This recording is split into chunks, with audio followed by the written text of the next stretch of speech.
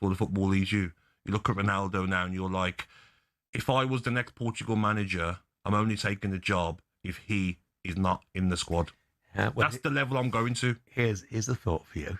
Roberto Martinez is leaving as Portugal manager. We all know that. How about Cristiano Ronaldo as the next Portugal manager? Wouldn't surprise me. Plays himself every game for the next 5 tournaments. He doesn't have to play himself because then he's still at the forefront of everything. Yeah, it was just the walking for me, Jeff. The lack of pressing, the lack of offering anything, and throwing his arms up at his players. Even after the final whistle, he stood there. It's the Ronaldo show. He's not going around to the younger players to check if they're all.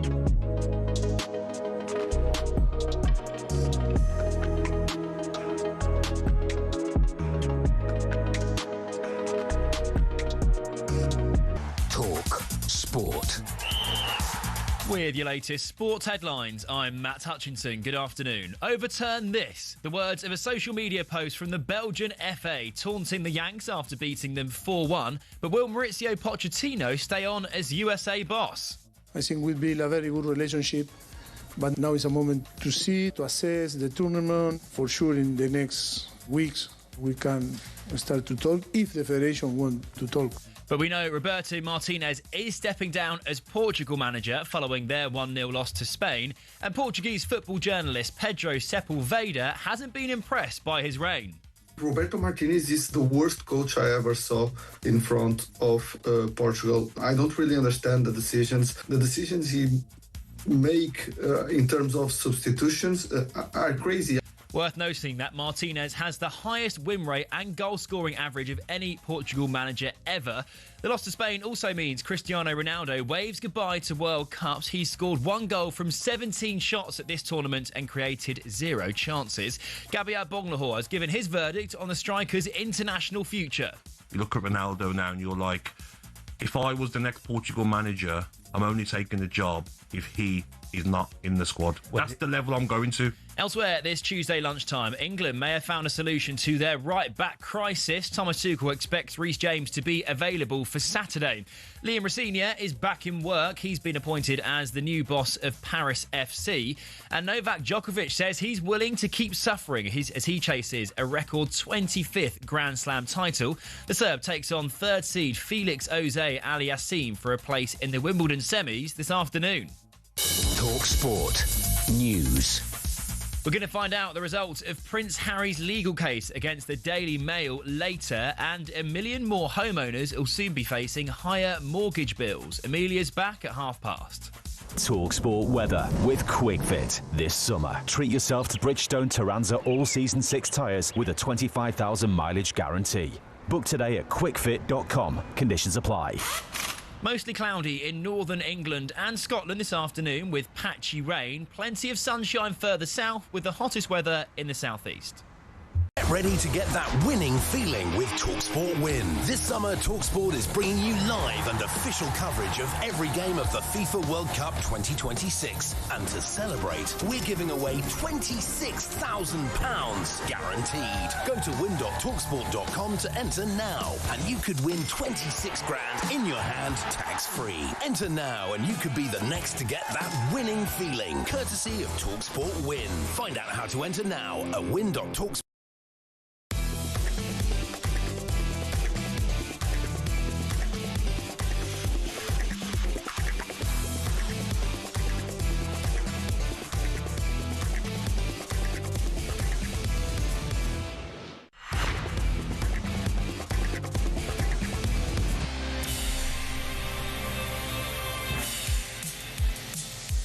Good afternoon, everybody. You're listening to Jim White and Simon Jordan. We're live on talkSPORT, so the USA go out of the World Cup. After Balogun Gate, did the Belgians just dish out a spot of football justice? Meanwhile, a trio of goodbyes. Portugal, Ronaldo and Roberto Martinez. What next for all three?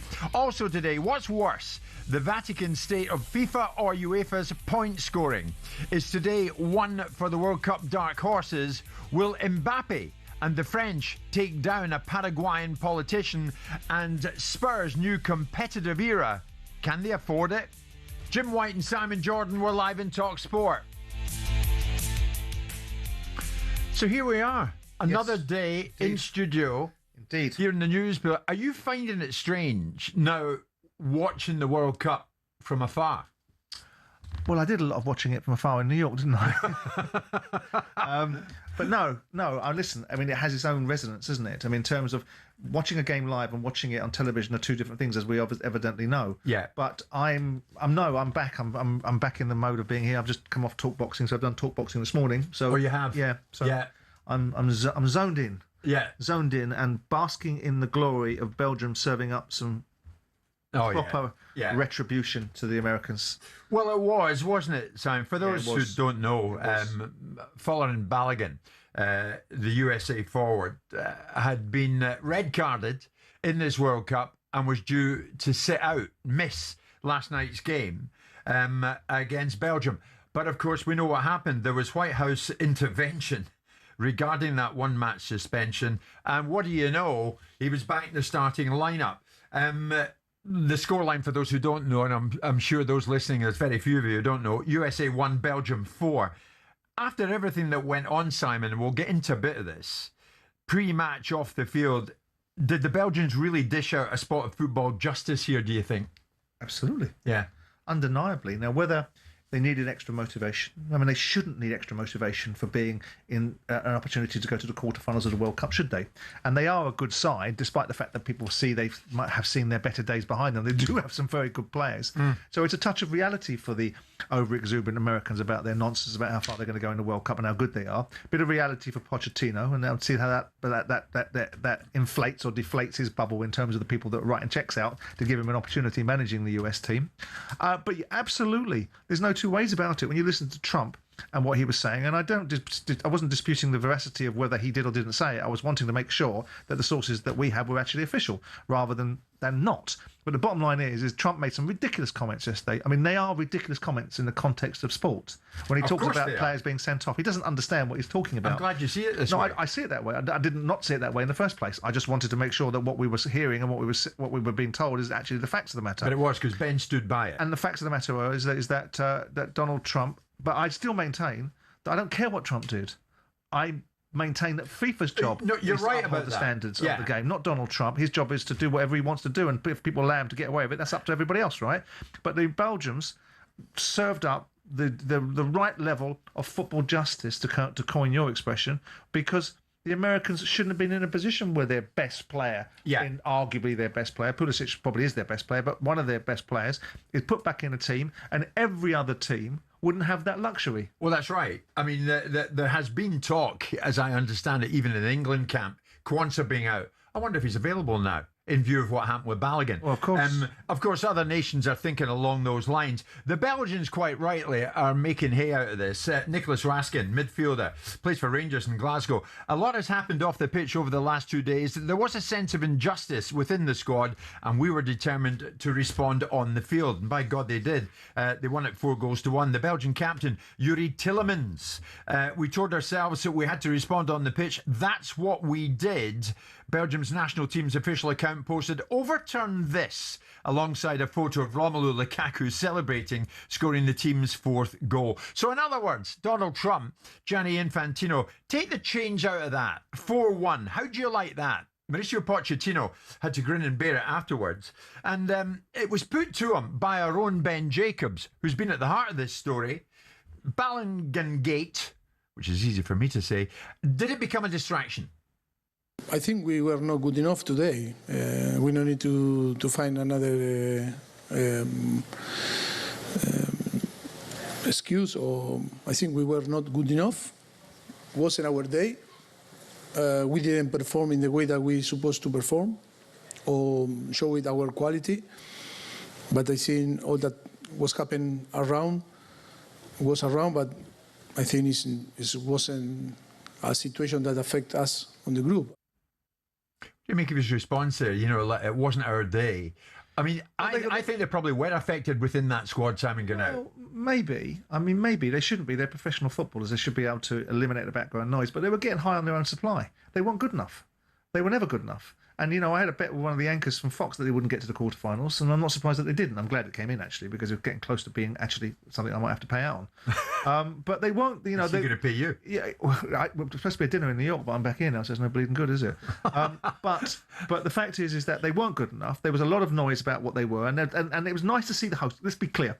We want to see the hosts of a tournament being involved, because it creates more energy in the tournament for the broadcasters that carry ostensibly a lot of the broadcasting rights. Yeah. But they got caught out by a Belgian side that have still got remarkably good players. It doesn't alter the fact that they did good things. I mean, the Paraguayans got deep in the tournament. I mean, I know they tried to kick the French off the park, but they still competed in a match where the French only beat them 1-0. Yeah. And obviously the Americans spanked their backsides 4-1.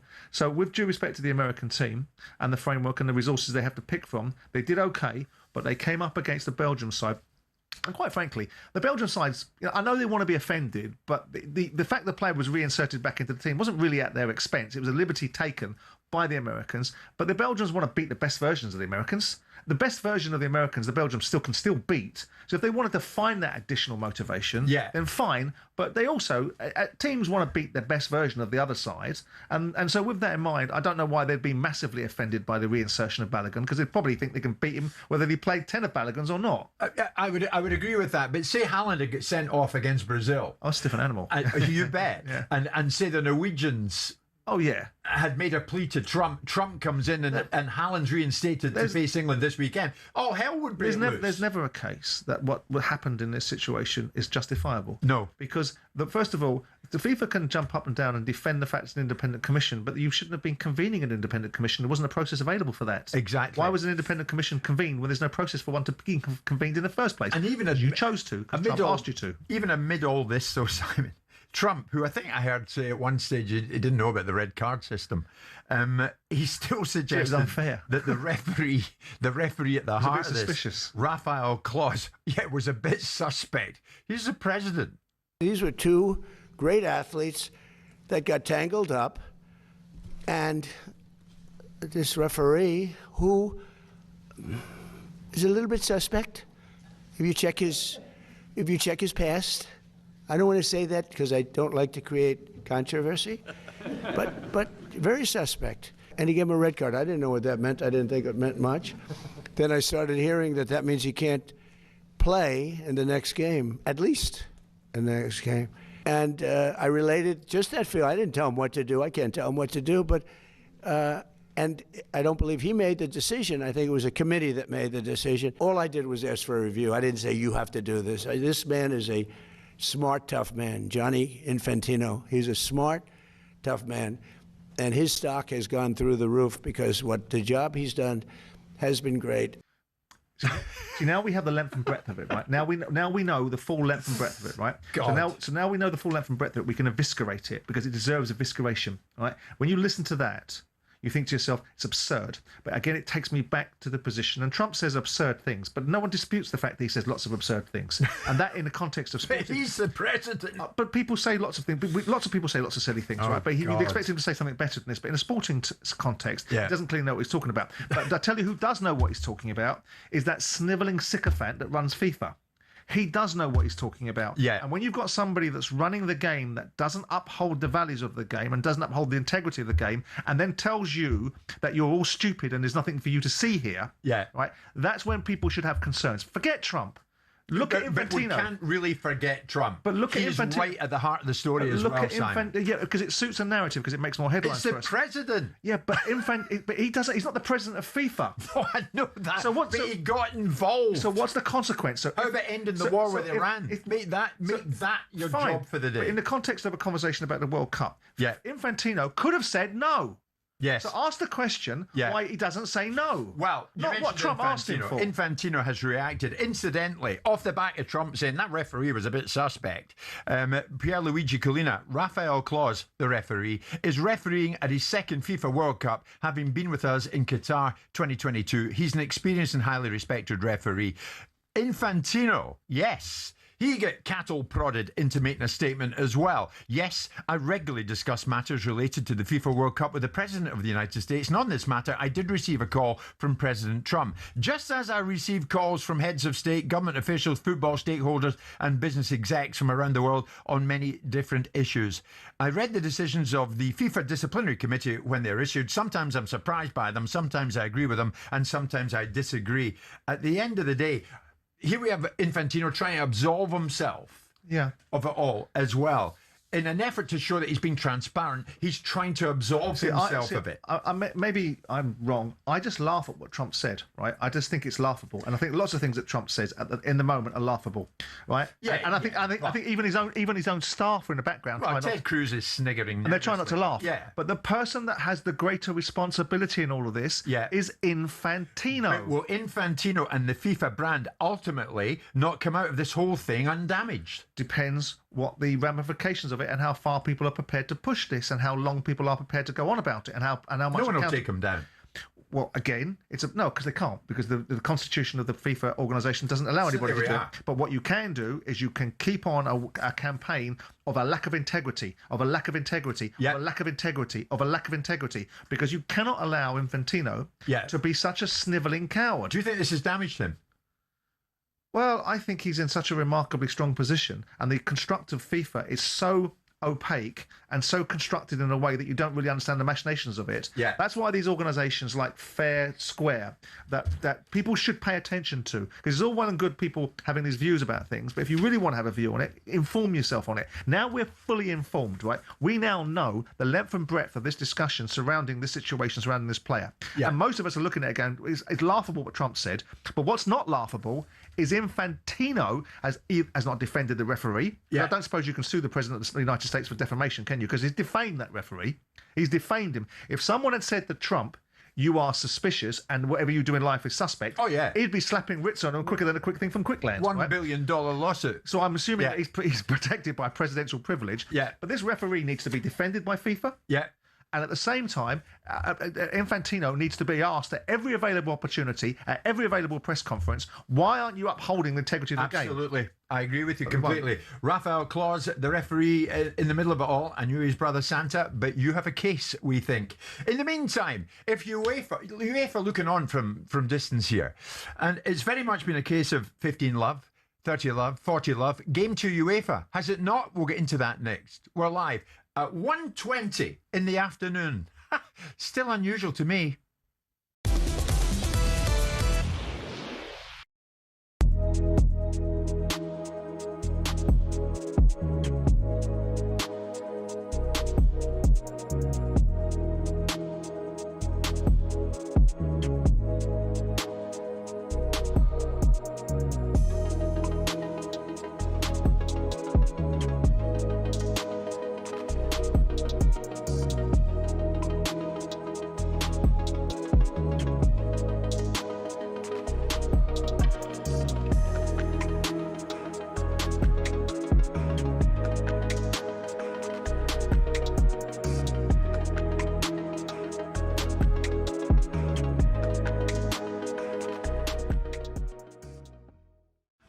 Mate, how are you? What's up with your moustache? That keeps falling off.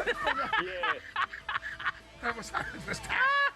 That's a good tash. I don't know whether it is. Good tash. Falling off the side of my chops. Mate.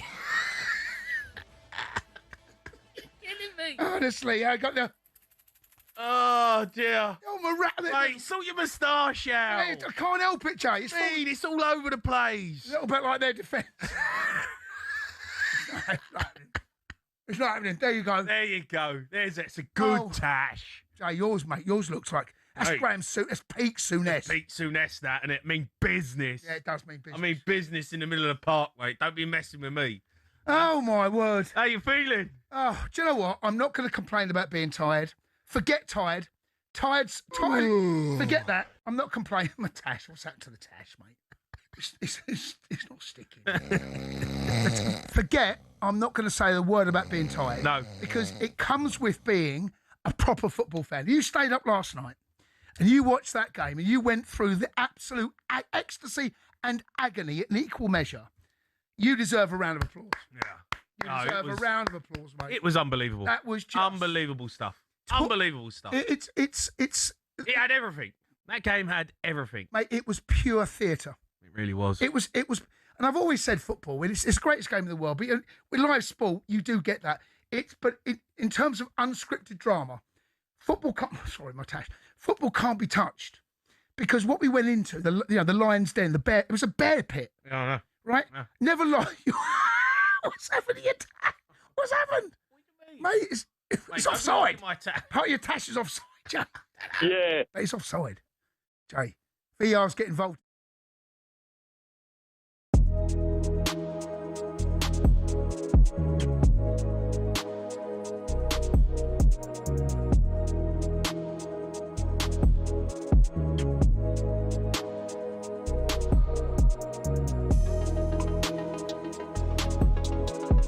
Ready to get that winning feeling with talkSPORT Win. This summer, talkSPORT is bringing you live and official coverage of every game of the FIFA World Cup 2026. And to celebrate, we're giving away £26,000 guaranteed. Go to win.talksport.com to enter now, and you could win 26 grand in your hand, tax-free. Enter now, and you could be the next to get that winning feeling, courtesy of talkSPORT Win. Find out how to enter now at win.talksport.com.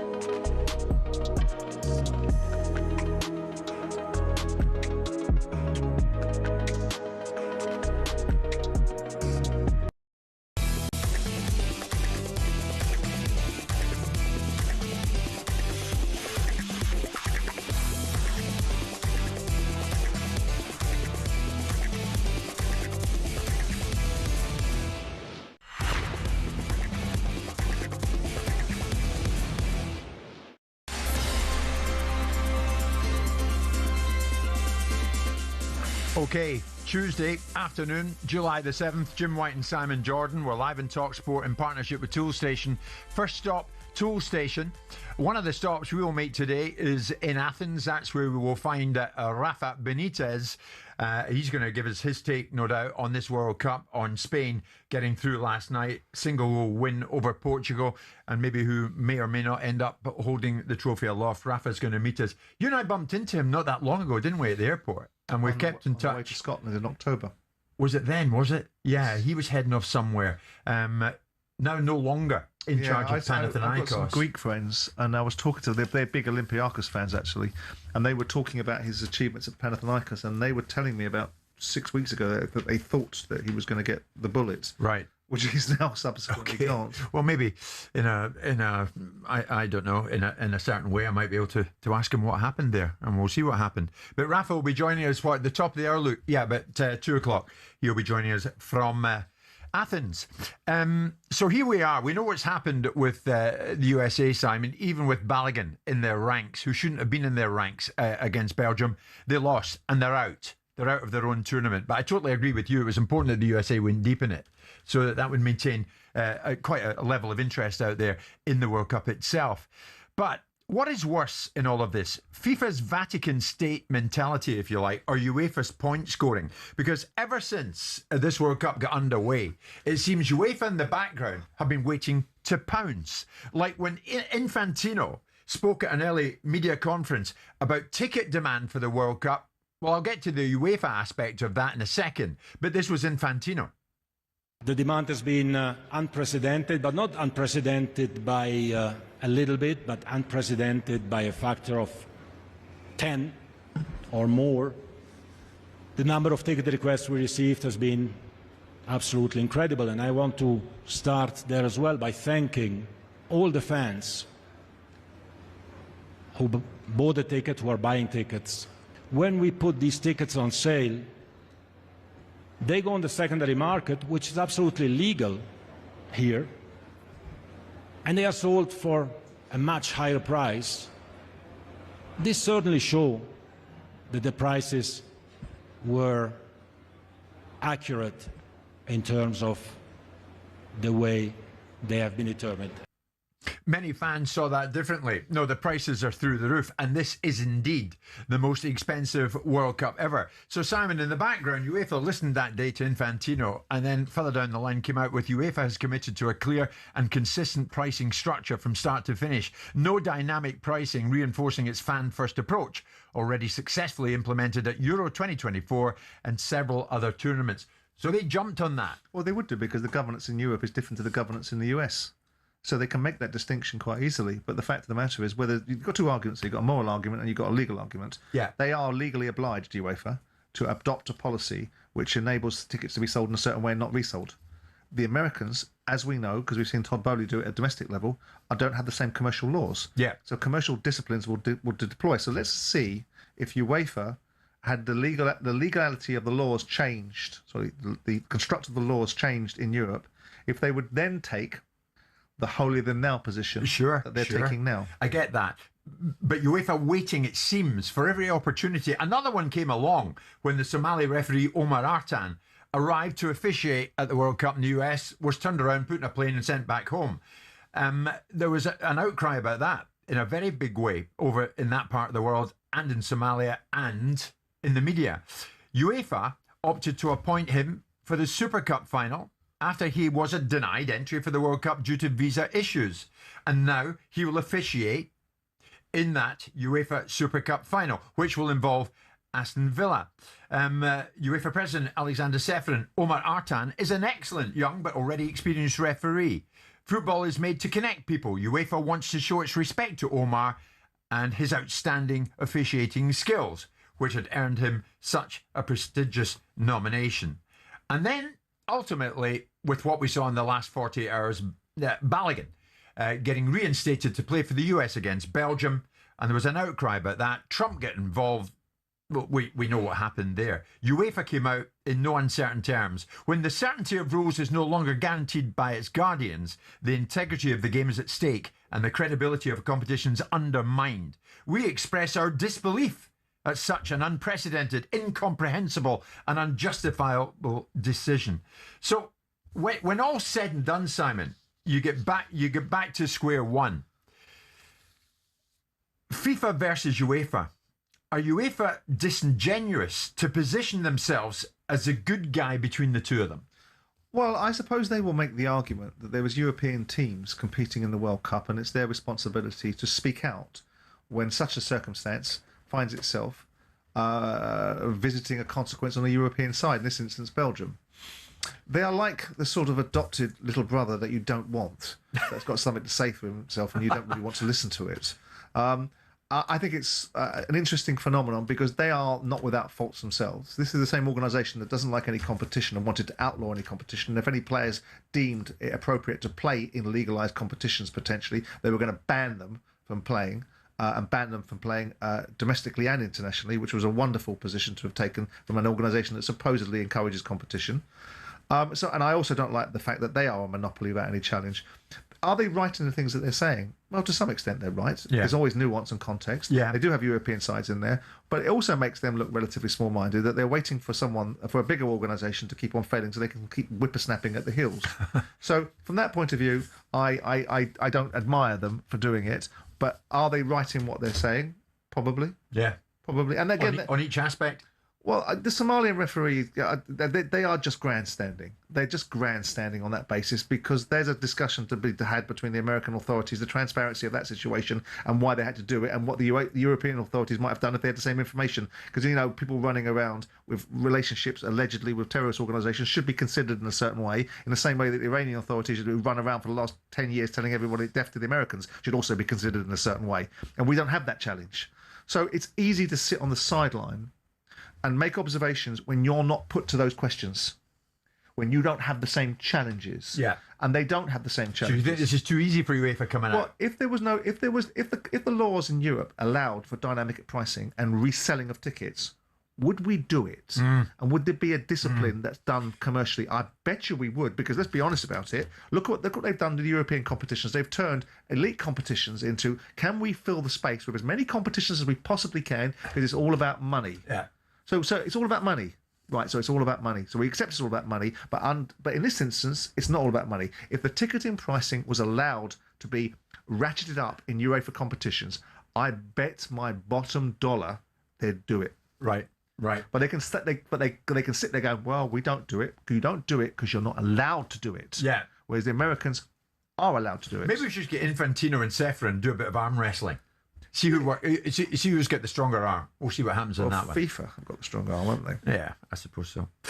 Incidentally, coming up, a gentleman who went down extremely well when he was with Simon and myself over in the World Trade Center, one Brad Friedel.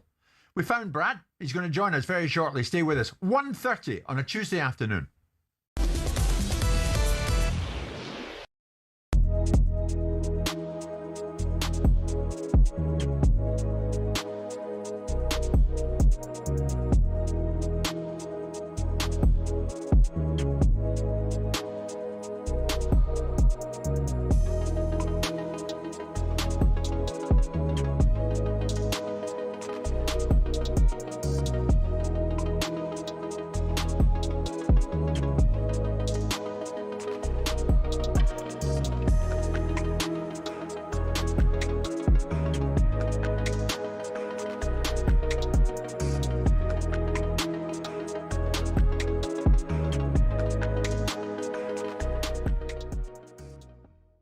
Terrible story here, really. The French Football Federation say they're filing a report for legal action against a Paraguayan senator who launched into a racist tirade against Kylian Mbappe after Paraguay were knocked out by France in the last 16. Celeste Amarilla, she's a national senator in Paraguay. She took to Twitter, to launch an attack on Kylian Mbappe, which we would consider in this country to be an absolutely outrageous racist attack on the France striker. Many of the comments are that disgraceful, boys. I can't, and I genuinely do not want to repeat them. One thing she did say, though, which I think captures how rank and classless she is she said, the only thing many of us blame the Paraguay team for is not giving Mbappe a full-handed slap at the end of the game. I mean, I cannot stress how appalling her comments were, but Mbappe was class in his response. He took to Twitter, a platform that we know is rife with abuse. Yeah. And he was brilliant. He said, you're a despicable woman and unworthy of your position. You do not represent Paraguay, the country which has sweated passion and honour throughout the competition. Through your reckless and brazen racism, the entire world has already forgotten the journey and the historic effort that your players accomplished during this World Cup, making way for an incompetent woman who gives the worst possible image of her country. And I think that's a great response to what is yet another example of prominent black players being victims of racist abuse, tropes and stereotypes. I seen the statement, disgusting, mate, is all I can say. Some of the words that she used, and are you surprised? Not really. Do you know what I mean? Sadly, no. Yeah, you expect it in the world we live in. If I was France, I'd go full force on.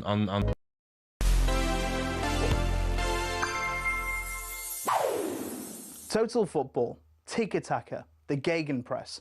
Ways of playing the beautiful game that have defined eras. They're all, of course, team styles, but there's one player who invented an individual position which no one else has been able to play since. A man by the name of Franz Beckenbauer. His role became known as libero, which means free in Italian, because there was a similar position well used in Italy in the late 50s and early 60s. But he refined it and made it his own. Now, when I say he was a sweeper, you're picturing him marauding in front of the backline. But Beckenbauer covered the entire pitch. He was like Alan Hansen, Claude Makelele and Paul Scholes, all in one.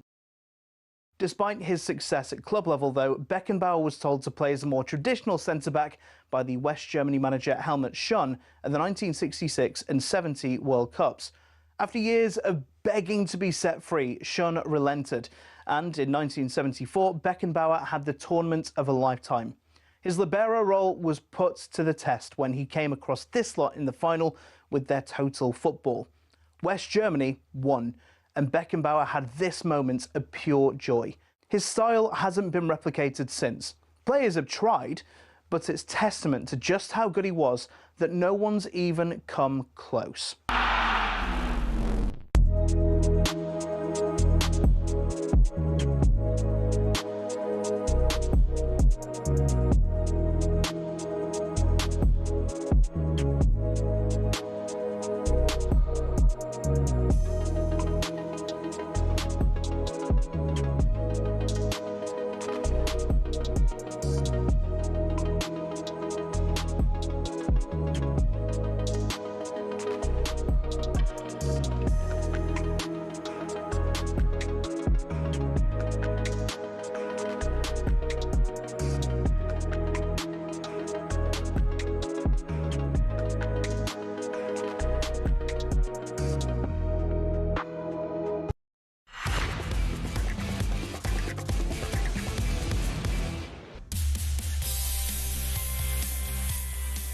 So for the last 4 weeks, I've been saying good morning from New York, good afternoon back home in the UK.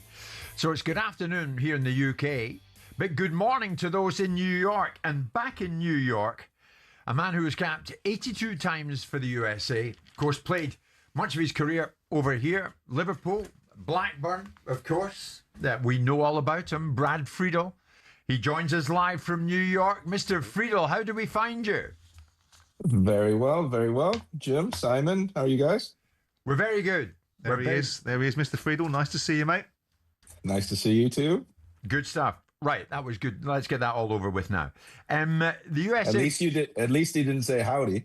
Howdy. No. I've stopped all that now. You put me right on that. And thank you for doing that. Here's the thing, Brad. The USA eliminated. Is the air going to go out of the World Cup balloon stateside, if you like? No, not at all. You know that I've been very consistent in my approach with the U.S. team. I was nervous about the Paraguay game. We got through that with flying colors. We got through the group stage. I wanted to finish in first or second, so we had a favorable second round draw. We did. We played Bosnia, a team that we were better than. And I always said the moment that we hit better teams, we'll find it difficult, and we're going to have inspired performances in order to overcome that. I also, when you guys asked and we were on the program, what if we were to play a Belgium? What worried me about Belgium is if they played pace on the outside with a Luka Bacchio or a Doku. I thought Trossard was brilliant, but I thought even still feel if they started Doku on the other side, it nullifies our pace. So Robinson wasn't able to go forward. Freeman wasn't able to go forward. Dest and Pulisic were passengers in the game. And we don't out-football people in the middle. And I thought it was a brilliant move by Garcia to put Onana in the middle. Unfortunately, he got injured, but there was another athlete.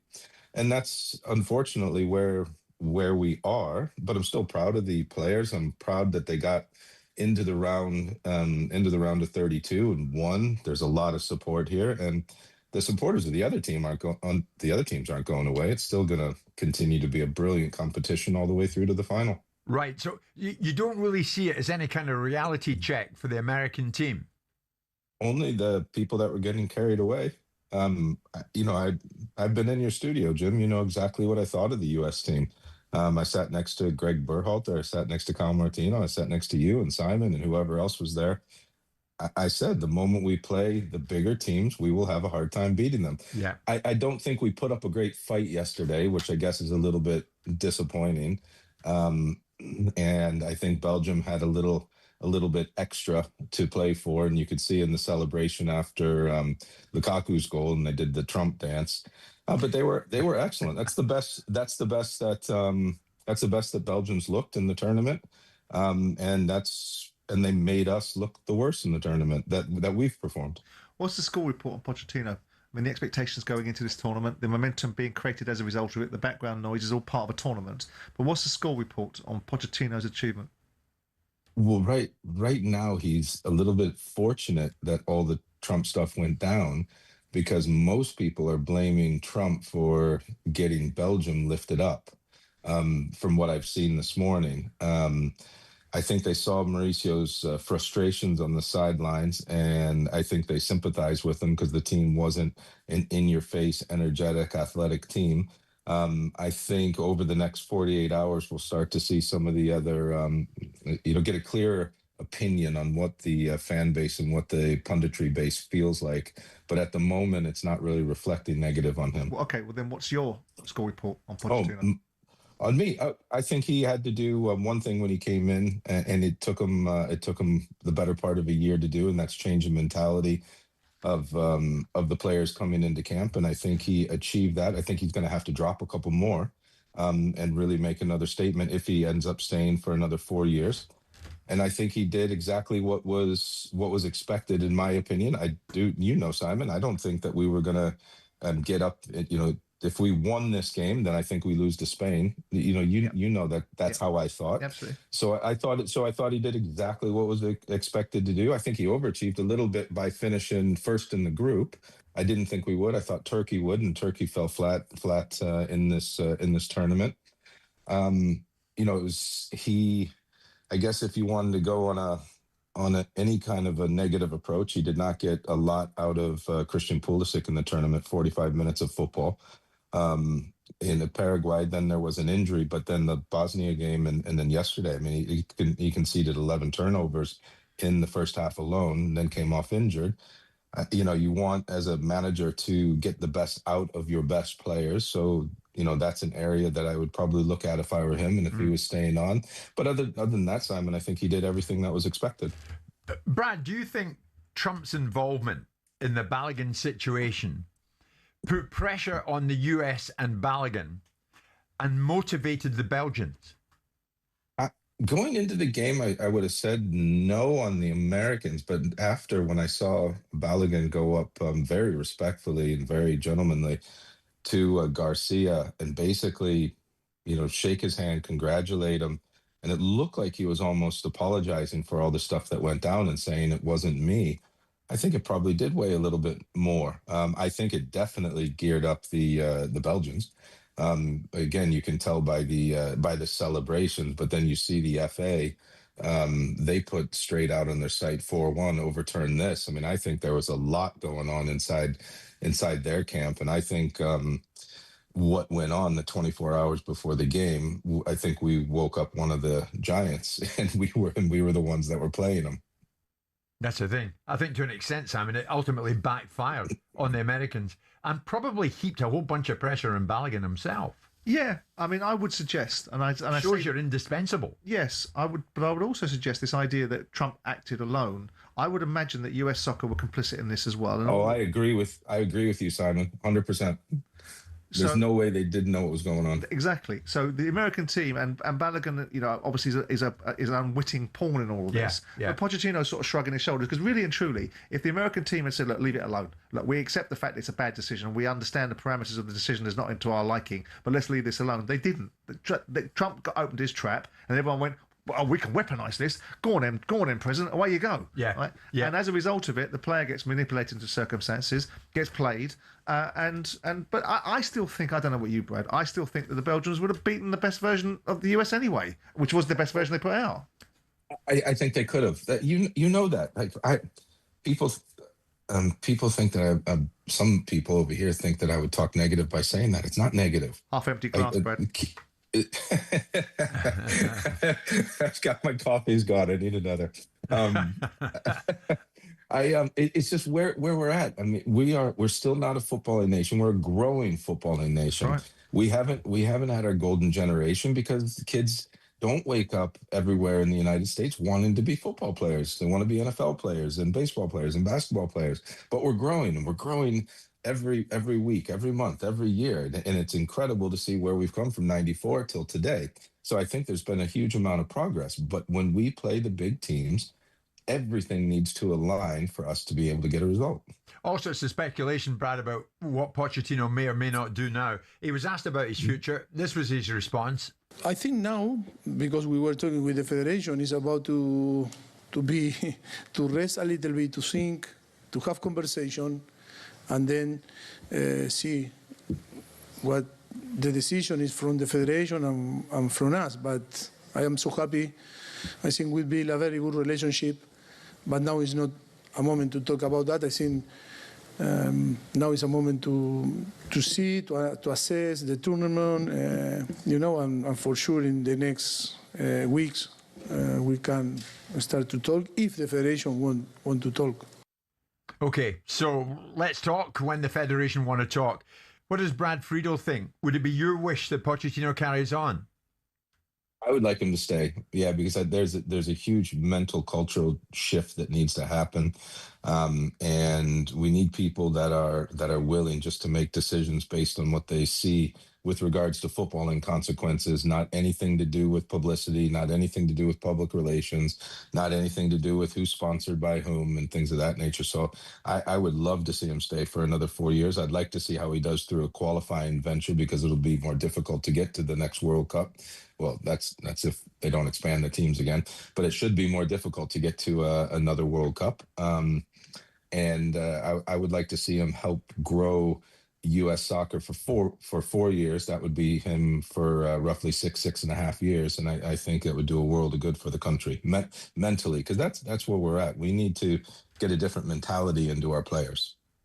I mean, when all's said and done, Brad, just to finish with, the USA team, one of the three co-hosts, got to the round of 16 and went out. Is that as good as it's going to get for the USA? Depending on who you get drawn against at this moment in time, yeah. Like if we got drawn against in Egypt, I think we would have had a a good chance. I mean, I just went and watched Colombia play. They're so good. Like people are saying that it should be, Argentina will definitely beat them. I'm not so sure, and the U.S. isn't at that level yet. But we can get there. It's just going to take another couple generation turns, and we have to keep growing. We can't stop just because we lost 4-1 and we lost to another European power.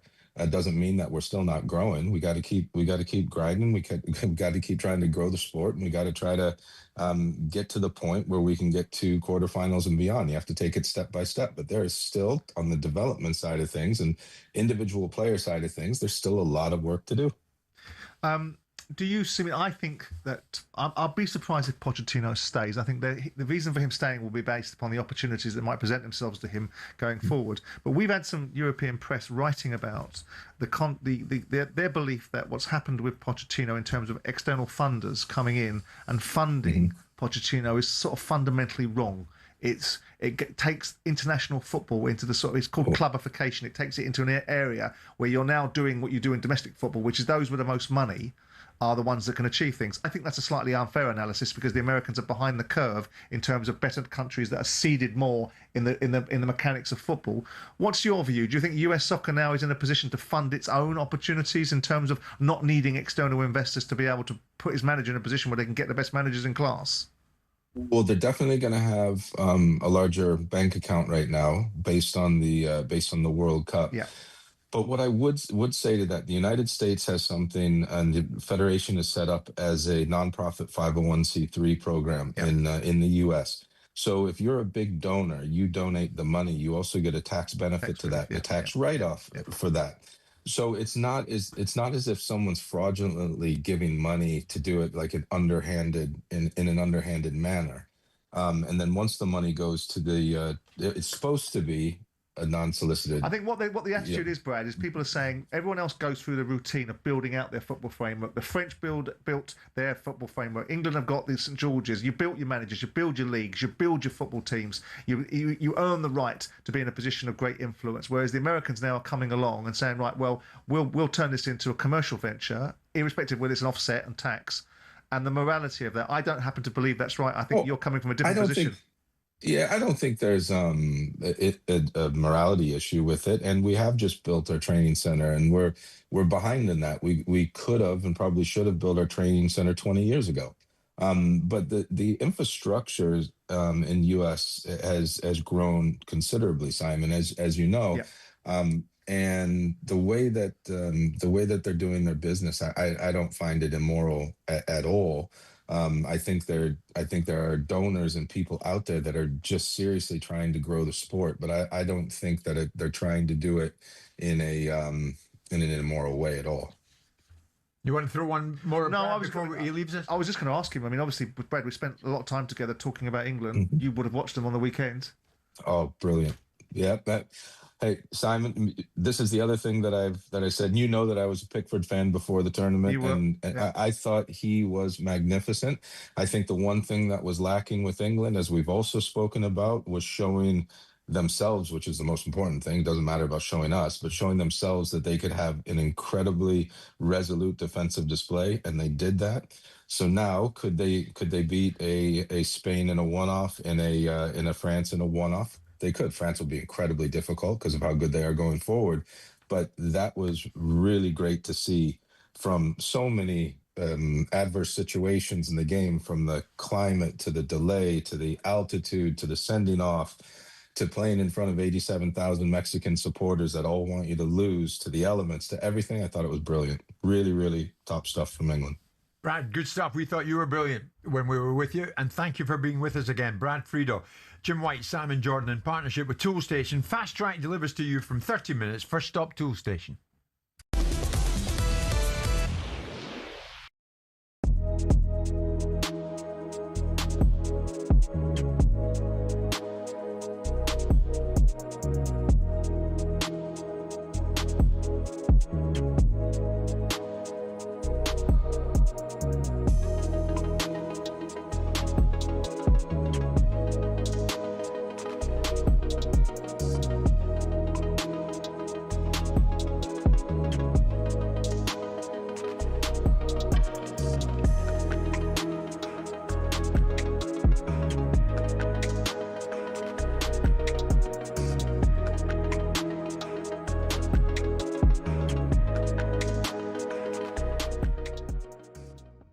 What did you think of Cristiano's performances at this World Cup?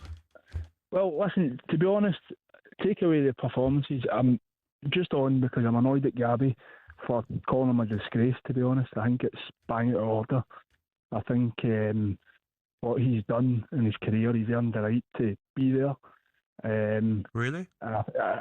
Absolutely. Why? How's he not earned the right? How's he not earned the right? He scored 28 goals last season. He's 41, Gabby. So? What age did you retire? What age did you retire? What age did you start playing professional football yourself, mate? Yeah, pipe down. Me, mate. Pipe Don't down. worry about me, mate. Don't go there, mate, when you haven't kicked the football in your life, okay? Settle down.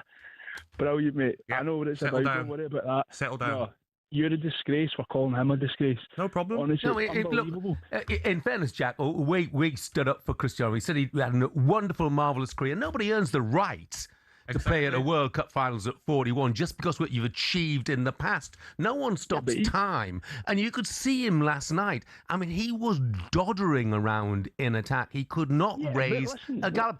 Time has caught up with him. Jack still wants him started in the next World Cup as well. Absolutely. Absolutely right. He's still producing. But there's loads of top...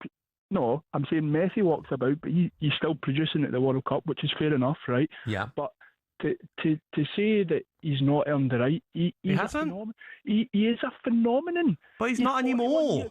41 years of age. But he's not anymore. Unbelievable. You know how hard it is to keep yourself in shape. But he's not anymore. But Jack, surely it's not a modelling competition. Jack, he'd earned the right to play at previous World Cups, perhaps. Competition, you'd be nowhere near it. Get ready to get that winning feeling with talkSPORT Win. This summer, talkSPORT is bringing you live and official coverage of every game of the FIFA World Cup 2026. And to celebrate, we're giving away £26,000 guaranteed. Go to win.talksport.com to enter now, and you could win 26 grand in your hand, tax-free. Enter now, and you could be the next to get that winning feeling, courtesy of talkSPORT Win. Find out how to enter now at win.talksport.com.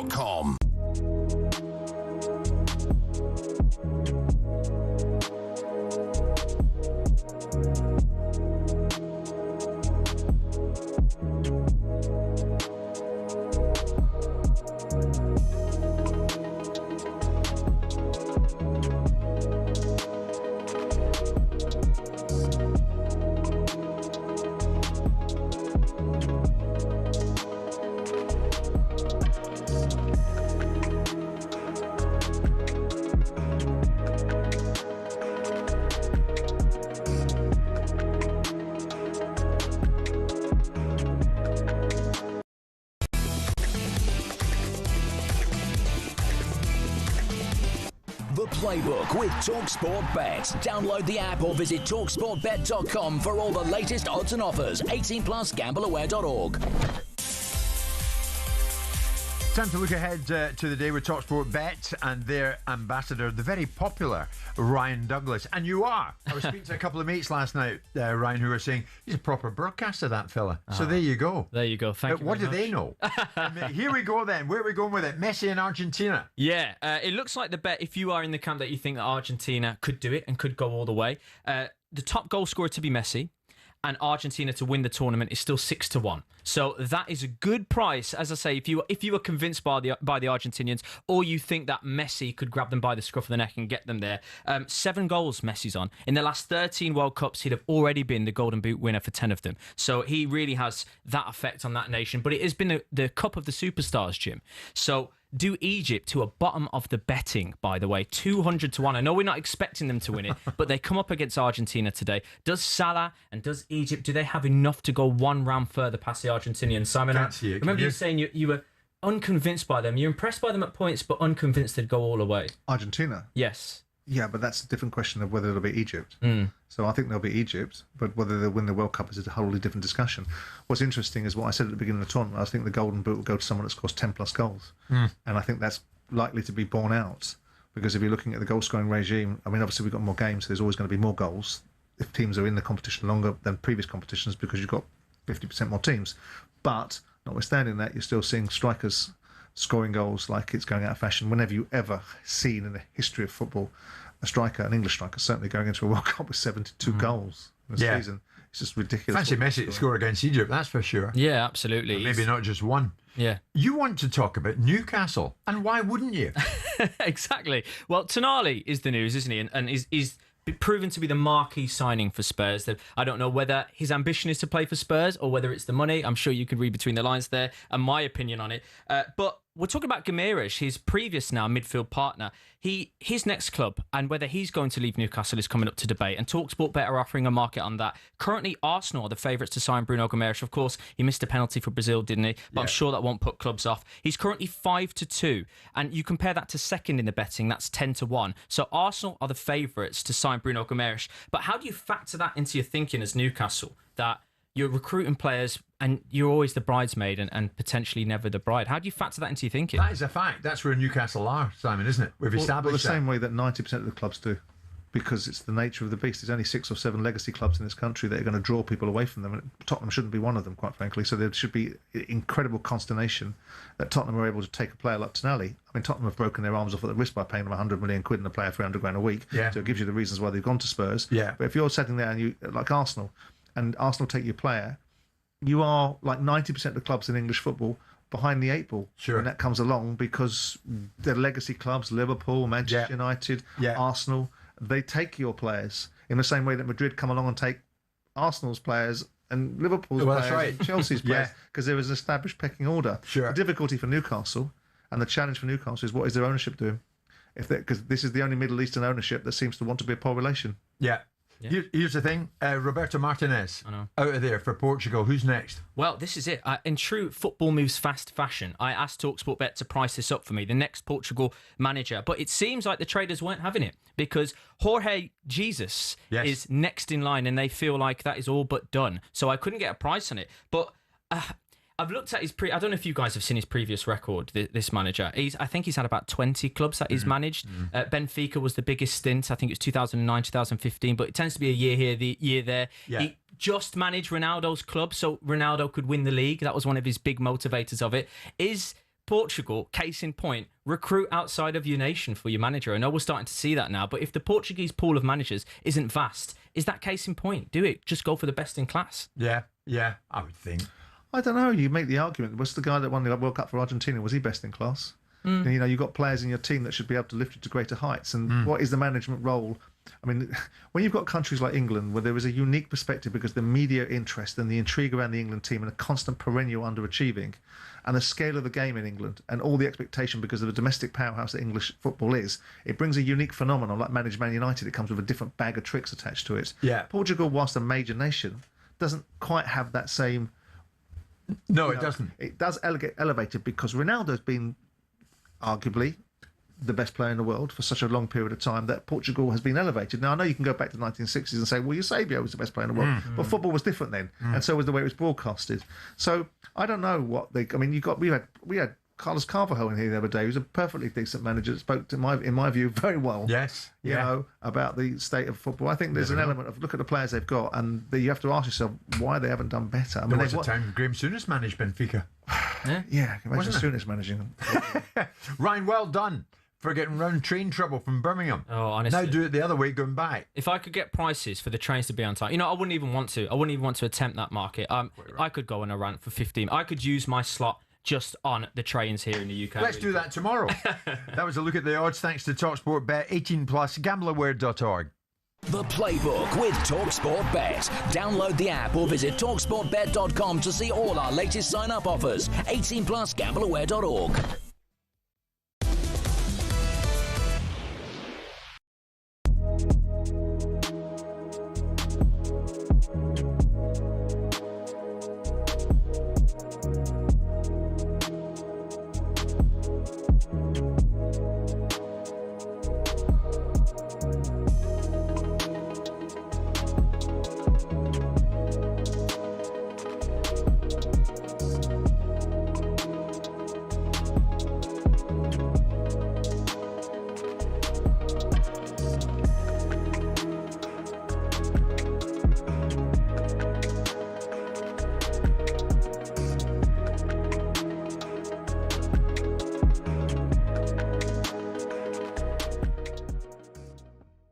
In terms of memorable England performances, where does that one rank?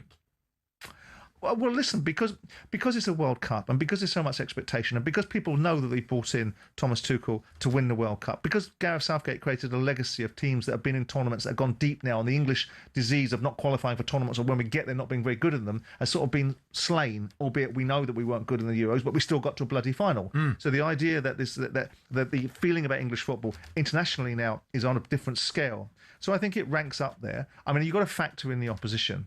You have to factor in the opposition. I know that people will say that the Mexicans have never been beaten or been beaten in that stadium twice in 60 years. Yeah. But the opposition they play against ain't that great. No. But you can only beat what's in front of you, and England should be taking every last ounce of plaudits out of this. Are you in the Martin Samuel camp in the Times? Martin saying this was without doubt one of the greatest performances in England's World Cup history.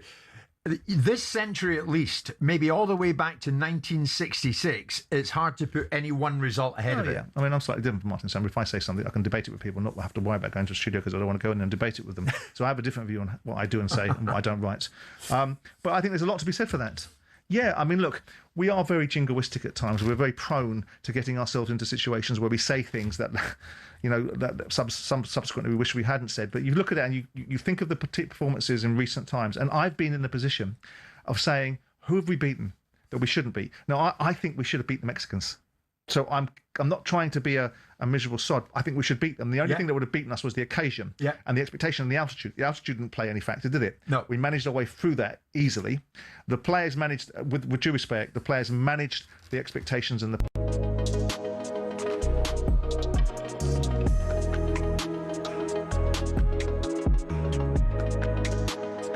Talk Sport. With your latest sports headlines, I'm Matt Hutchinson. Good afternoon. Lionel Messi and Mo Salah go head-to-head for the first time ever at international level this afternoon. Argentina and Egypt will compete for a place in the World Cup quarter-finals, live on talkSPORT. And Salah is a fine example for his teammates to follow, according to his teammate Karim Hafiz. He's a legend for us, so he always supports us. He always behind our back, so for me, he's one of the best players in the world. We learn from him, and he always supporting us. Well, that's a 5 p.m. kickoff UK time. Elsewhere, Belgium's FA has taunted the USA, posting "overturn this" on social media after they thrashed the co-hosts 4-1. Charlotte de Ketelara bagged a brace and says they were confident of beating the US, even with Flo Balogun. We spoke about it as a team 5 minutes. It was not more than that because we beat them in March in a friendly also with him. He's for sure a very good player. He improves their team, but I don't think we were scared of him as an individual. Meanwhile, we understand Maurizio Pochettino will now consider whether to extend his time as USA boss. Roberto Martinez is stepping down as Portugal manager, though, following their loss to Spain. Now, England are resting up ahead of their quarter-final against Norway on Saturday night, but Kane, Bellingham, Rice and O'Reilly are one booking away from missing the semi if England get through, and it's sending a shiver down Gabby Agbonlaho's spine.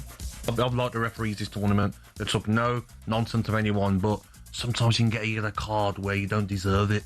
You know, like a free yellow card of like a clash your legs.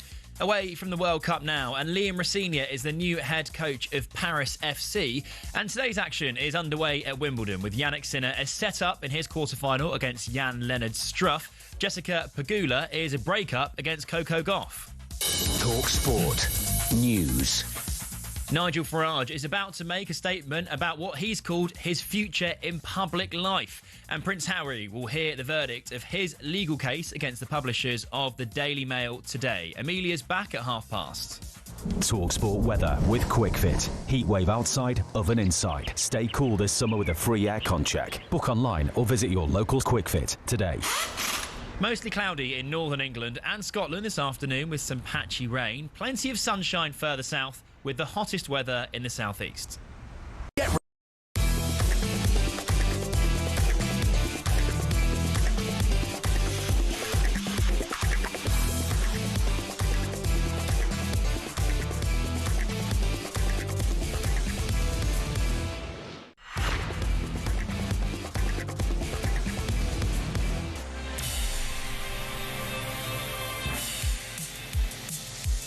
Good afternoon, everybody. This is Jim White and Simon Jordan. We are live on talkSPORT. As we were in New York, we're also live on your TV as well. Live on YouTube. Wherever you want to watch us, you can watch the show. Prime Video, Samsung TV Plus, Roku, Rakuten.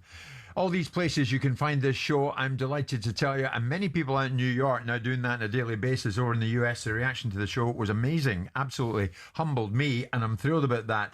So we're cracking on here as we get into the business end of the World Cup. But at this particular stage in the proceedings, Simon, let's head out of London and not to New York, not to the World Cup, not to the USA. I want us to head to Athens, because that is where we find former Liverpool and Newcastle and Chelsea and Real Madrid and Panathinaikos manager Rafa Benitez. If you're watching live on YouTube, there is Rafa himself. Good afternoon to you, Rafa. Now, interestingly, good to speak to you. You were in charge of Panathinaikos, of course, last season, and now there's been a parting of the ways. What happened? Let me say first that I can see myself reddish brown because the weather here, I always under the sun. So it's not red, it's brown. Anyway, yeah, you need to know the league here. No, you have the playoffs here. When we came here in October, was the third coach or the fourth coach at this time. So in October. So think about that. And the target was to finish in the top four.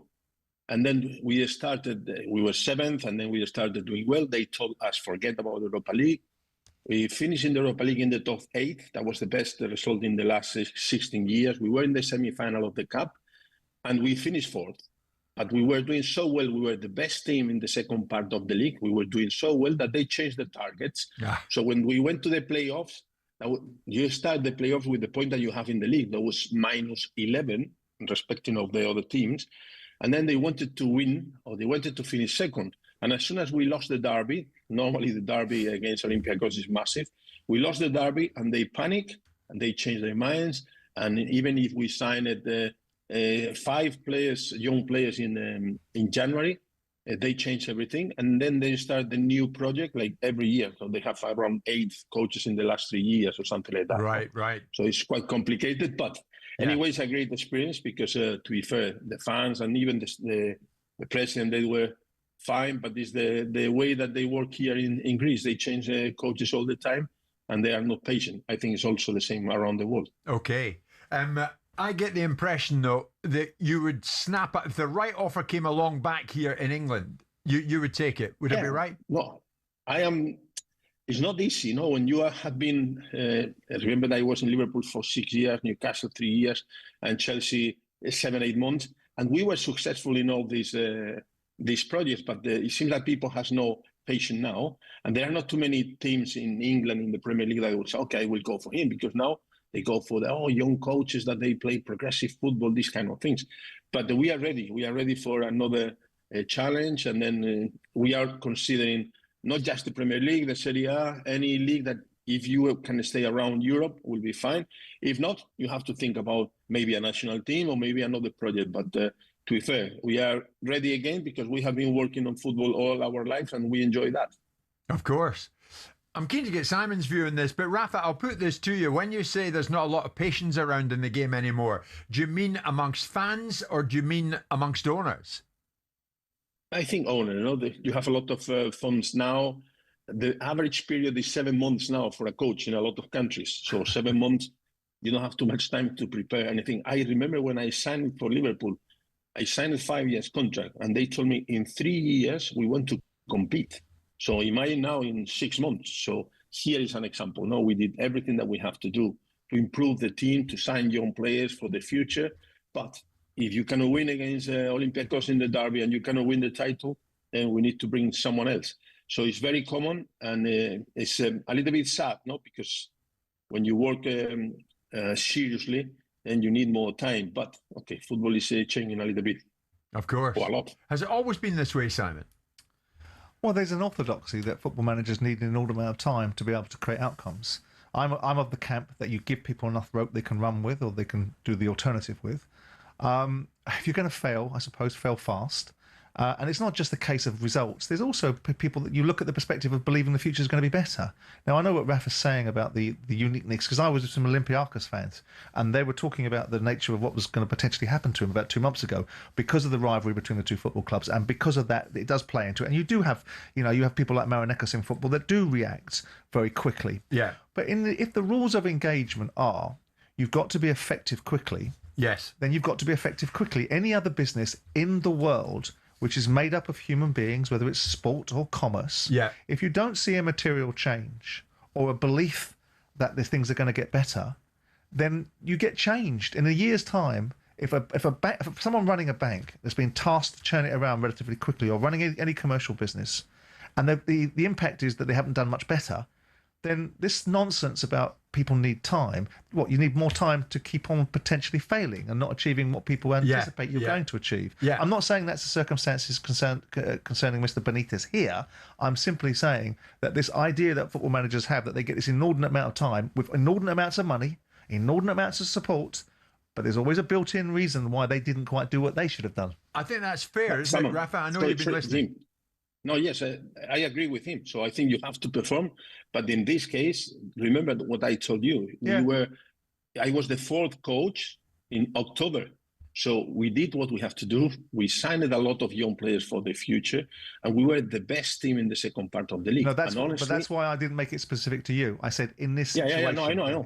I agree with you. So because when I was in Everton, they didn't spend the money, but they were expecting this or that. Okay, fine, fair enough. You can make a decision. So I understand if you want to do it. But in this case, it was a surprise for us. It still is a surprise for us. But football is changing a lot. That's clear. And I think more and more, as much as people not want to hear this, owners are going to become even more important because the owners are deciding now what they want their football clubs to be, what they're owning football clubs for. Nation states are owning it for different reasons. Hedge funds are owning it for different reasons. Oligarchs, so it's owners that are actually deciding what the football club looks like.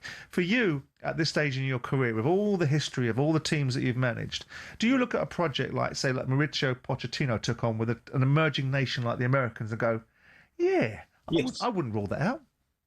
No, I am considering also the national teams because at least you have a couple of years, between the Euros or between the World Cup, you have 4 years. So at least you have a couple of years that you can start building something, trying to play a way that everybody wants to be comfortable with that, and then obviously winning. So that is our mentality. And then the problem that, as you say, there are too many oligarchs, too many funds that they want they want success too early, but the problem that we have, especially here in Greece, is that they have 3, 4, 5 advisors. So everybody has an opinion. Everybody say, why you play this one? Why you didn't play the other one? So, and you have to win, but even winning, They are not happy with that. So I have messages that you cannot believe, not telling me, forget about the Europa League, concentrate. And after you win a game, say, why did you play this player that maybe? So it's too many people around, too many people, not too many professionals, to be fair. Yeah, too many cooks. Rafa, you're speaking well. If it's okay with you, we'll take a very brief time out and then we'll return to you in Athens. Stay with us. More from Rafa Benitez in a second.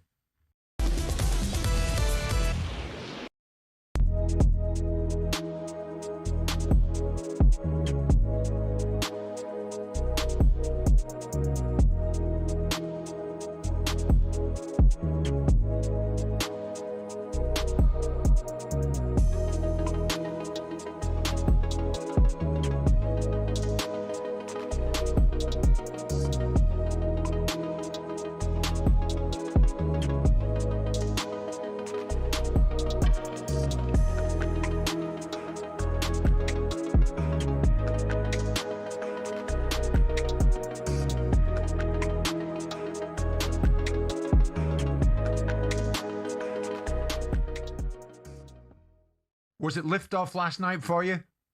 Yeah, but I've enjoyed the tournament in its entirety. Like, we've got no right to just expect us to dominate teams from start to finish, not concede chances or goals.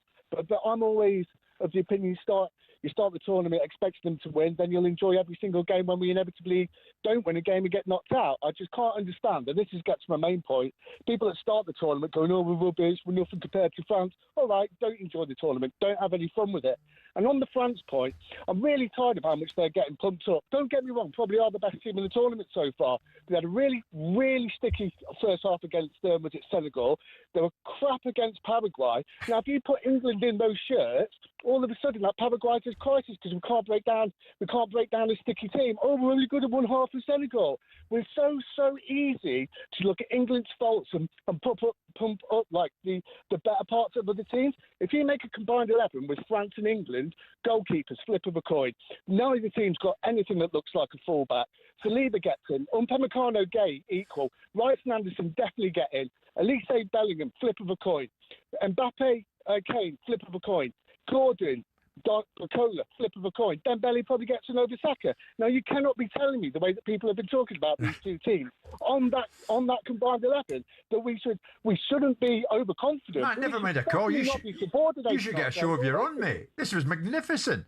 I mean, how about that? Well, a lot of what he says is right, but also depends how you approach sport. I don't approach sport with a participation medal in hand. I don't want my child growing up knowing that winning isn't important. So I approach a tournament where I get my fundamental enjoyment out of winning. If we're going to lose, it's because we lose with our boots on. It's lose because we get beat by a better opposition. It's not because we didn't turn up. Yeah. So I approach the tournament not expecting England to win. I expect them to be the best version of themselves. But I approach life as a challenge to win, not to participate in. And I disagree with a lot of the observations about which players. I'd put Mbappe in any side, in any space, in any part of the universe.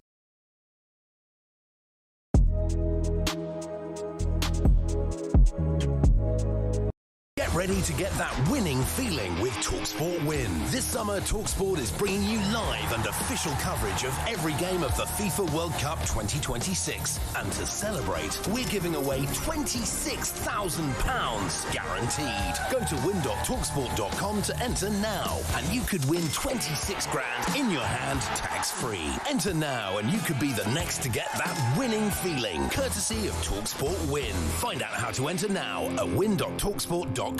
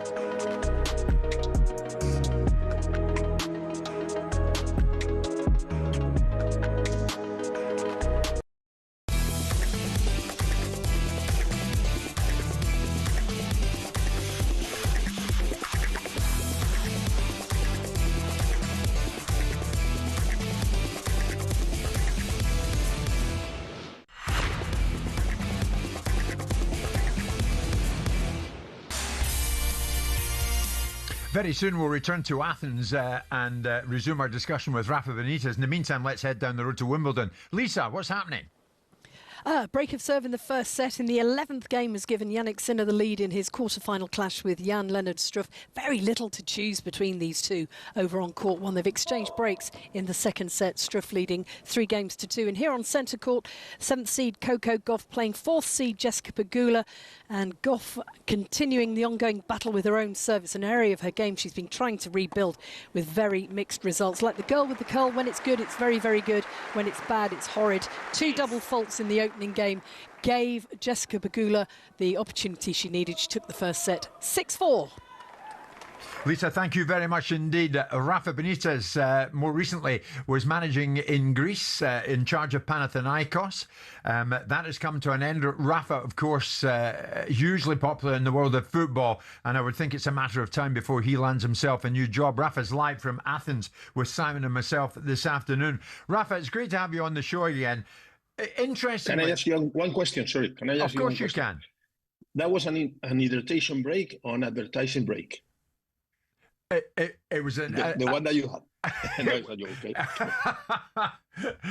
an advertisement break with us here, Rafa, of course, but I like it. Let's get back and continuing in the international theme, the World Cup theme, Rafa. Arne Slot linked with the Dutch job. Jurgen Klopp set for Germany. Ancelotti fell short with Brazil. The dynamics of international management as opposed to club management. But do you feel that if the right nation came in for you, and we mentioned the USA, Simon mentioned the USA there because Pochettino may or may not stay there, but does it translate easily into how you would work? It's totally different, but yes, obviously what I say, you have more time, you have, there is a big difference, and then Simon will know his time as an owner of Crystal Palace or in charge. You have to be sure that when you see the players in the World Cup, they have an extra motivation. So you have to be very careful. The difference between a team that you have players that you have to motivate some of them and a national team that they have to come, all of them motivated, is massive. So I think in terms of managing the group, it's easier with the national team because all of them, they have to go motivated. And in terms of a team, and you have a big name or you have young players or you have managed in a different way. But I like the idea because you say you have more time and you have good players, and then you can. It depends on the targets, no? You cannot think about you have to win.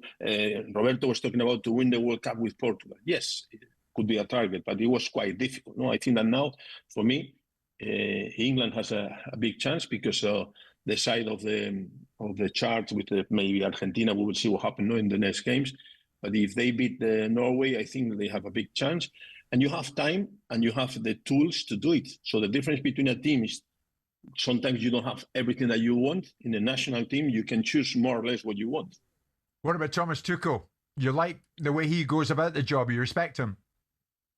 Yeah, no, I have a lot of respect for coaches because it's not easy. No, you have a lot of things around that people maybe don't know, and it's quite complicated. But I think it's more or less some of what he used to do. No, is offensive, pressing, high intensity. And to be fair, the majority of the teams around the world now are playing this high intensity game, pressing, and I think it's an advantage for the team with more quality. So you can see Spain against Austria. Austria was pushing and pushing, and Spain, with a wall pass, they were passing players. And after, because you have to play in defense. So we are watching very, very good offensive players, but the teams are defending worse and worse. Why? Because when you go to press high, you are quite open, and it's man against man, or it's a wall pass, and they pass you with 30, 40 meters behind. So only the teams like Paraguay that is dropping off and then defending very deep, they create problems at the teams with more quality. The team with more quality, they have better players, and in 1v1 situation, they will take the advantage. Rafa, you mentioned Spain, and they knocked out Portugal. Spain yet to concede a goal. What do you make of this version of the Spanish that we're watching just now? I was talking with Luis de la Fuente in the Euros, and they were doing well, obviously, and I think he has common sense. He was talking, I remember he was talking about Lamine and Nico Williams. If I have wingers with pace and ability, and then I can put the ball behind or can give the ball to them and play 1v1. If you don't have that, no, he's playing behind on the left side, but it's not. It's one with quality, but not a dribbler like Lamine in the other side. So he's using the player that he has in one way. Another way, he has Rodri and Pedri in the middle that they can make the difference, almost between the lines. And always they try to keep the ball. And you could see against Portugal that was difficult because Portugal also were man-to-man all the time around the pitch. And you could see Vitinha close to Pedri. And so then Spain has the principles that they used to do in the last 15, 20 years, keeping the ball, possession, mobility, and a lot of good players. And I think Luis, the coach, is doing really well. Rafa, we mentioned earlier on managers not getting a lot of time these days, it seems. Were you surprised that many of the Liverpool fans turned so quickly on Arne Slot 1 year after they won the Premier League under Slot? Yeah, I think this, Simon was talking about the feeling, not just the results, not just after Klopp. Klopp was very popular at the end because he was high intensity and winning trophies and very good communication with the fans. Then Slot, he came with a good team. He did well. I think he did really well. And also he kept the intensity. But maybe the fans are expecting more and more every year. And then you have to realize that you compete against Arsenal, you compete against Manchester City, you compete against Chelsea. So Manchester United normally has to be around. So it's not easy always to be the first one, no, the champions. But I think in his case, to go after Klopp was not a good thing. And then the fans were expecting maybe something more. Sure. What do Liverpool have now in your fellow countryman, Andoni Iraola? Iraola is a good coach. We were watching him training, one of the members of my staff, when he was in Rayo Vallecano, and also in Bournemouth, he was doing well. I think he has the passion, he has the desire to do well. Obviously, it's a different challenge, Bournemouth or Liverpool, but I think he did well with Rayo Vallecano. He did well with Bournemouth without the best, even if they have a good team and they have some good players, but without the best team, he was competing in a very good position in the league. So I think he has a great future because also the fans will be trying to support him from day one. How do you reckon Alonso is going to go? I know you'll probably make a case about what the ownership model looks like at Chelsea, and you've obviously been at Chelsea at a different time. You've been at Madrid. You know what Madrid involves. Alonso comes out of Germany with a big reputation, goes into Madrid, doesn't appear to be able to cope with the dressing room, which is difficult with Mbappe in it, I suspect. How do you expect him to go at Chelsea, Rafa? Alonso is very clever. I think he's intelligent. His approach is good.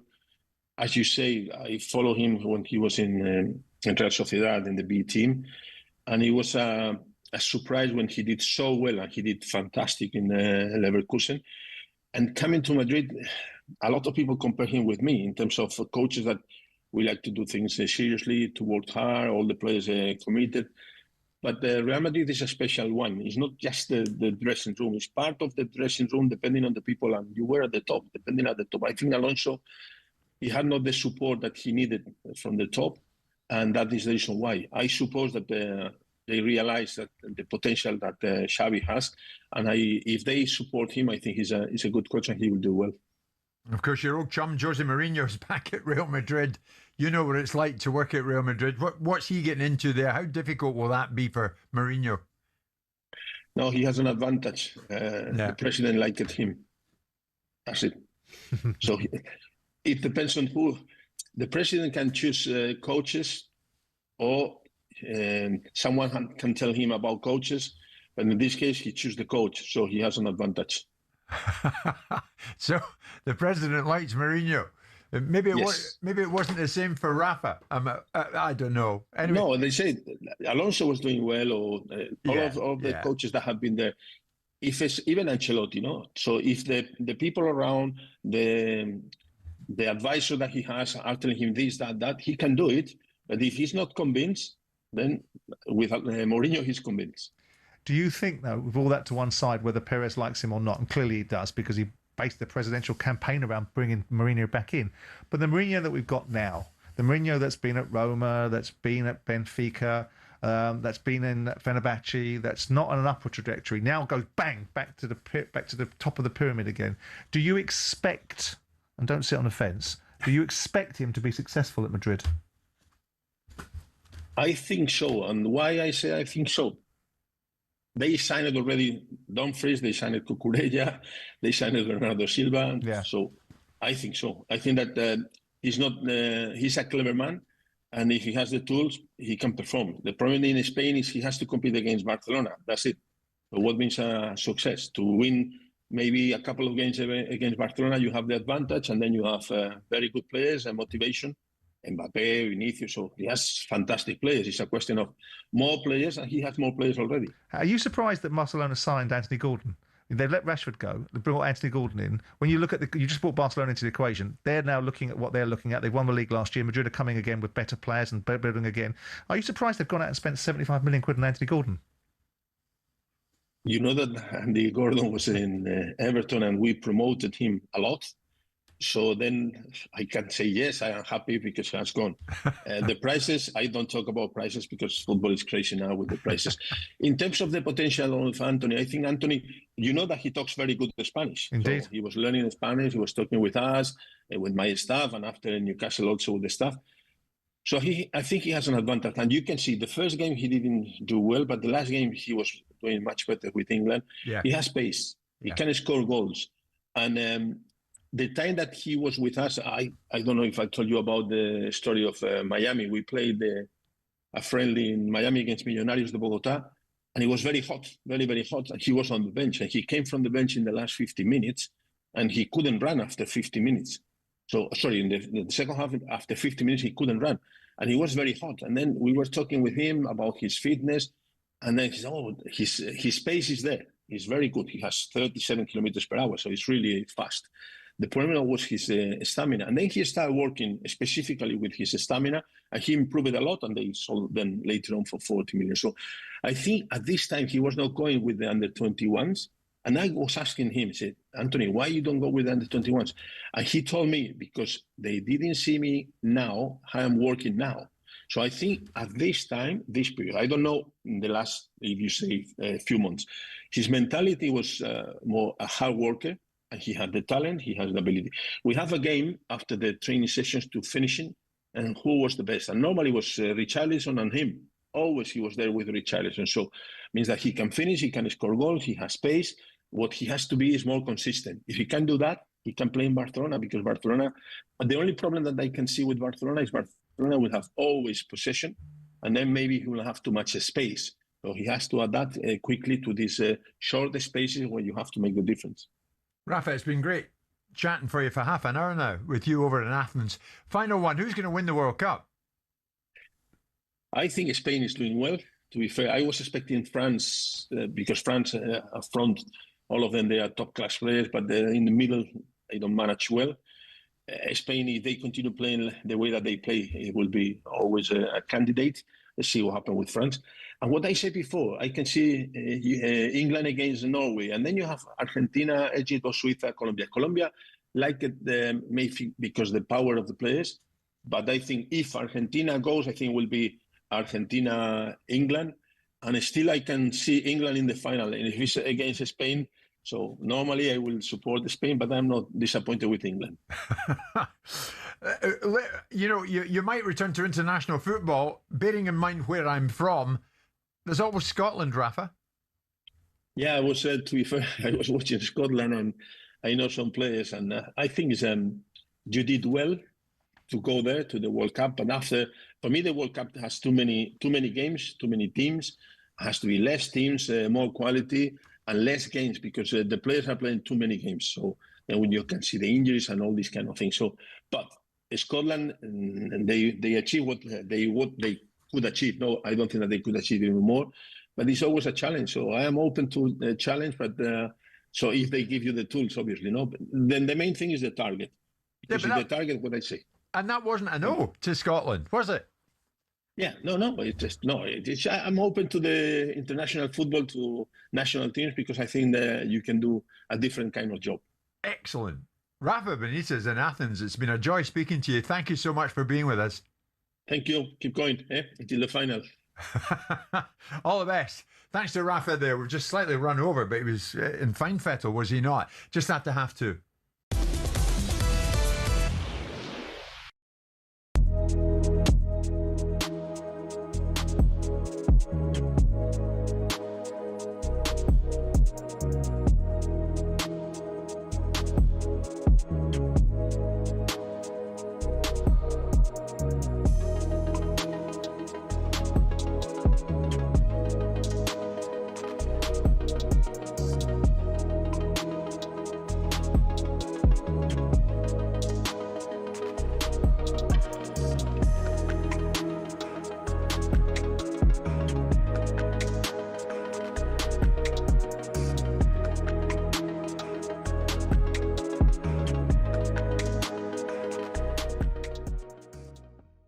In Miami this Saturday, Inter won Erling Haaland, who got a couple of goals, and Brazil exited the tournament. Haaland signed a 9.5-year contract last January that keeps him at Manchester City until 2034. And Alpha Inga Haaland, Erling's dad, spoke to the Zone ahead of the match, Simon, at the weekend. And he said, well, Real Madrid, he says he's very happy at Manchester City. He's got a long contract. We're waiting for the new season, but anyone would want to play for Madrid. You never know what can happen in football. That dreadful phrase that's used so often. But does Guardiola's departure, Simon, make Haaland's City future any less secure, do you think? Well, I don't know what his relationship will be with Maresca, because we know we had a relationship with Guardiola. He signed for Guardiola. He didn't sign for this fellow. So there might always be a change. There might be a drop-off in City. Maresca might not be the person capable of delivering City the outcomes that they've become accustomed to. Yeah. Albeit last couple of years they haven't won a title. They'll soon get back in the saddle. That can be clear, given they've spent £130 million on a central midfield player. Their ambitions are clearly in that direction. He will go, in my view, to Real Madrid. Tragically, that seems to be the destination of all the big players. So at some point, do I see him serving out his 9.5-year contract? No. It just a matter. It's not a case of if; it's a case of when. I mean, you might say insecurity is almost impossible with a 10-year deal, though, isn't it? I don't think that kid suffers from any insecurity. Do you? I mean, I've encountered him firsthand. I don't think he suffers from any insecurity. He might suffer from a lack of manners, but he doesn't suffer from any insecurity. He is a hell of a player. But in terms of City's hold on him, not really. That just commands. So if Erling Haaland walks into XYZ person's office at Manchester City and says, I don't want to play for you anymore, and I really don't want to play for you anymore, and I'm really going to make that clear, and I'm going to put transfer requests in, I'm going to do all kinds of things because I don't care about sign-on bonuses and loyalty bonuses. I'll get paid by the other club on the way in. What is City going to do then? City will. I mean, of course, they are a unique phenomenon. They've got the power to sit there and park him in the reserves if they want to, but they're not going to do that, are they? They're going to do business, and he will eventually, at some point, leave Man City, and the Man City fans won't begrudge.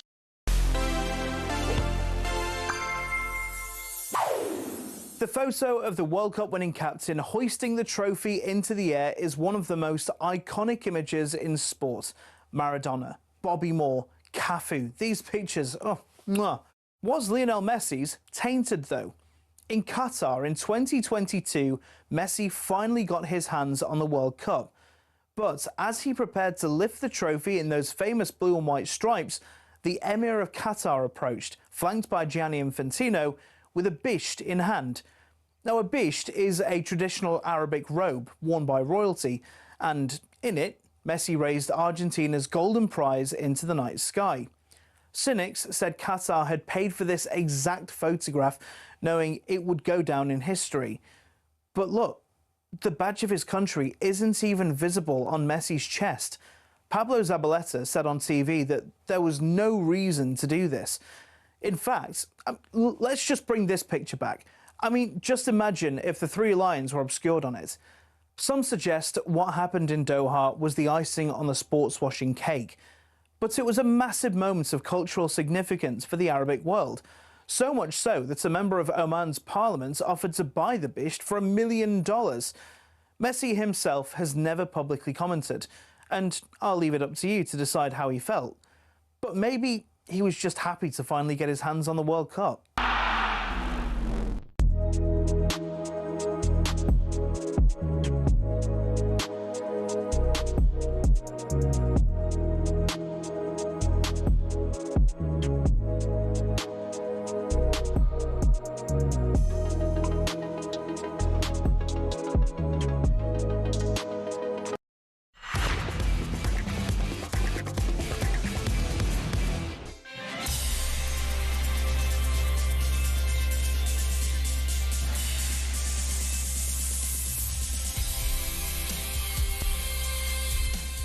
Amelia, thank you very much indeed. We are live in talkSPORT. It has just gone 25 to 3 on a Tuesday afternoon. It's Jim White and Simon Jordan, live in talkSPORT, live on your TV as well, Samsung TV, YouTube, wherever you want to watch us, even Prime Video, you can watch the show as we bring it to you live, not only over in New York, but here in London. And we're doing it in partnership with Toolstation for all your trade or DIY projects. First stop, Toolstation. Simon, I'm not sure, but I'm pretty sure that Rafa Benitez didn't rule out him taking the Scotland job if offered, if everything was right. Am I making too much of that? I think you might be reading a little bit too much into that. Yeah. I mean, if they offered him a big bag of money, I'm sure Rafa would take it. That's not suggesting that Rafa only works for money, of course. Absolutely not. I'm delighted to say Rafa has come and gone over in Athens. We'll return to him as and when it is appropriate. In the meantime, football finance and legal expert Stefan Borson joins us live in the show. Is life that bit quieter for you, Mr. Borson, with the World Cup on? Been quite a lot going on in finance, law, football. Never really stops. Yeah, I mean, you guys have obviously been in New York, but over here there's been quite a few stories, yeah. Well, yeah, over here and over there, the Balogun red card suspension, the FIFA appeals process, the Belgian FA's threat of going to the Court of Arbitration for Sport. There's plenty to get your teeth into there, is there not? Well, I think they would have gone. I mean, obviously the whole thing now sort of... Moot. Yeah, I mean... Well, they should still go. Well, what's the loss? What is their claim? I mean, what's the point in unwinding it? Look, it's an outrage, obviously. Everybody knows it's an outrage. Because there might come a time when the Belgians are affected by it, and this time around they haven't been. It's not a precedent, though, is it? Because the reality is that we all know what's happened. We know that Trump's made a call to Infantino, and Infantino's interfered. But we don't know why FIFA have been allowed to get away with doing what they've done. Well, because nobody's challenged it. So how do you challenge it then? Well, really, I think it withers on the vine in this scenario, and I don't think anybody challenges. What I would have done if I was Belgium is I would have got certainly all the UEFA teams together, even the ones that weren't affected by it, and as a group, approach the situation, and maybe even got teams from outside of UEFA, because it's just such an obvious outrage that it needed a group action, rather than just Belgium saying this is unreasonable and unacceptable. And if you look at FIFA's statement from last night explaining it, it actually makes it worse. Yes, yeah, absolutely. He's almost trying to absolve himself, Infantino. Stefan, what's the latest on Everton's appeal against Burnley's compensation win? How is this likely to play out? We know last month Everton were ordered to pay, almost 40 million after Burnley argued that they would have avoided relegation from the Premier League had Everton's 6-point punishment for breaking profitability sustainability rules been applied during the season of breach and not in 23-24. Yeah, well, it's more about the impact that the breach has and and whether the breach that Everton have now admitted would have impacted Burnley in terms of relegation. Now, the argument is, well, would Everton, had they not breached, got 4 or more less points? And if they got 4 or more less points, Burnley would have survived and Everton would have been relegated. And in a fairly complex case in the way that it was presented by Burnley, in terms of statistics and the sorts of modelling that we have in the betting industry, they established that, yes, on a balance of probabilities, that breach by Everton caused Burnley to be relegated and therefore they win. Now, there's a few complications to it. First of all, in the way that Burnley presented the case. What was interesting in many ways in terms of how they proved the impact, if you go back to the West Ham Sheffield United case, which is the most similar case, it's now obviously a very long time ago, probably, maybe 15 years ago, with Tevez. 20 years ago, isn't it? Yeah, so it's the Tevez case. And what was interesting in that case, what they did, what Sheffield United in that case went to the panel and had a collection of the good and the great to football. And their proof of whether West Ham would have been relegated rather than Sheffield United was to have all these people like Gary Lineker and players and ex-managers all say, yes, we think Tevez impacted the West Ham performance sufficiently to cause the relegation. They did settle it ultimately, but within the one of the hearings, this is how they presented the case. Whereas here, what we've got is a very complicated set of statistical modelling, which is much more susceptible to small variations in assumptions. And in the end, it was a very finely poised claim for Burnley that it was about 51%. Do we have any window of understanding how they arrive at a figure of 40 million? Well, they say that's their loss, and then on top of that, they have a very high cost of capital. So because Burnley... But then why not 120 million? Is my point is well, it's like any case. I mean, they presented what they believe their losses were. Did they present 40 million as their losses, or did they present bigger? No, they actually presented bigger. Yeah. It then was established that their loss was something like £29 million. But of course, because Burnley are actually quite financially strained at the moment, they were able to establish that their cost of borrowing is very high. So effectively, they ended up with 12% interest, backdated. Right. So that's what adds quite a lot of money on top. So was last month's ruling a landmark moment, would you say, Stefan? I actually don't think it has the impact that many are suggesting, because there's a couple of things. First of all, in many ways, there's a number of decisions that are wrapped up in that Everton decision. You see them all at the back. If anybody wants to go through the 260 pages, you can read some of the battles that Everton and Burnley have been having over time. So, for example, Everton wanted the whole of the panel, because this is the panel that gave them the 10-point deduction. Everton wanted that panel replaced, said they were biased. Everton lost that case. Ironically, it was decided by the very panel that they were saying was biased. So that was one of the cases. And another one was to say, actually, that Burnley's claim was not... They didn't have to establish all of the usual things that you have to establish in a claim. You just have to say, right, we as the panel will come up with a number for compensation without any proof of anything. And that was rejected. Now, had that been accepted by the panel, what we might have had, certainly in future cases, is the Independent Commission just basically awarding other clubs an amount without any process, without any claim. So in many ways, the Burnley and Everton case has actually shrunk down the potential number of claims. It's reinforced the way in which these claims will be looked at, i.e. that you have to prove that the breach that you made caused whatever club is what they're claiming. Right. So you have to prove causation, and then you've got to prove quantum. So Simon's asking about why was it 40 million. You have to prove that it was the right amount. So what they've done... Which is right and proper, by the way. It is the right and proper way, and what it's done is said that's how you've got to do it. Now, the other interesting point of it was the way that Burnley pleaded their case. They pleaded it as an all-or-nothing case. On a balance of probabilities, would Burnley have stayed up had Everton not breached? What they could have done is pleaded it in a way that's called loss of chance, which would have made it much easier for them to win something, but not as much, because they would have won a proportion. And if ultimately Everton win the appeal, then Burnley will probably feel that they got it wrong. Right now, they're winning, but it's quite a narrow margin. Right. And Everton do have arguments.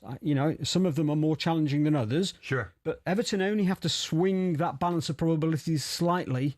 Yeah. For the whole case effectively to collapse for Burnley. Many people asking me to ask you, Tottenham Hotspur, how are they affording to do what they're doing? We'll get to that. And the other side of this break, we'll talk Manchester City. Of course we will. It's coming up to 10 to 3.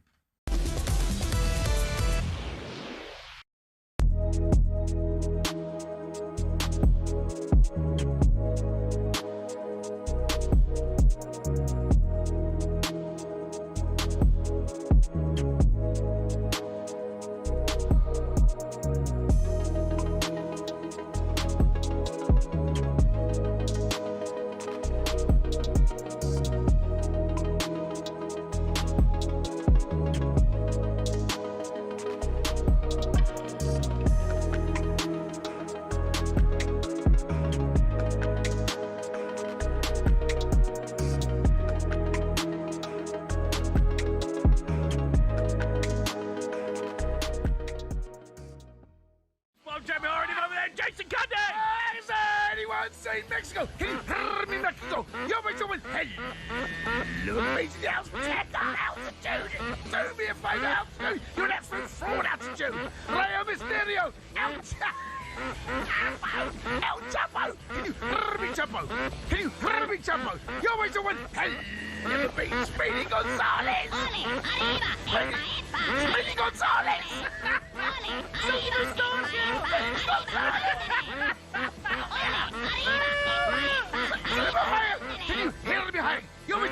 hell of a bean chicorito tacos. Do me a favour, Marici man. Can you hear me, Marici man? You always do one hell of sombreros.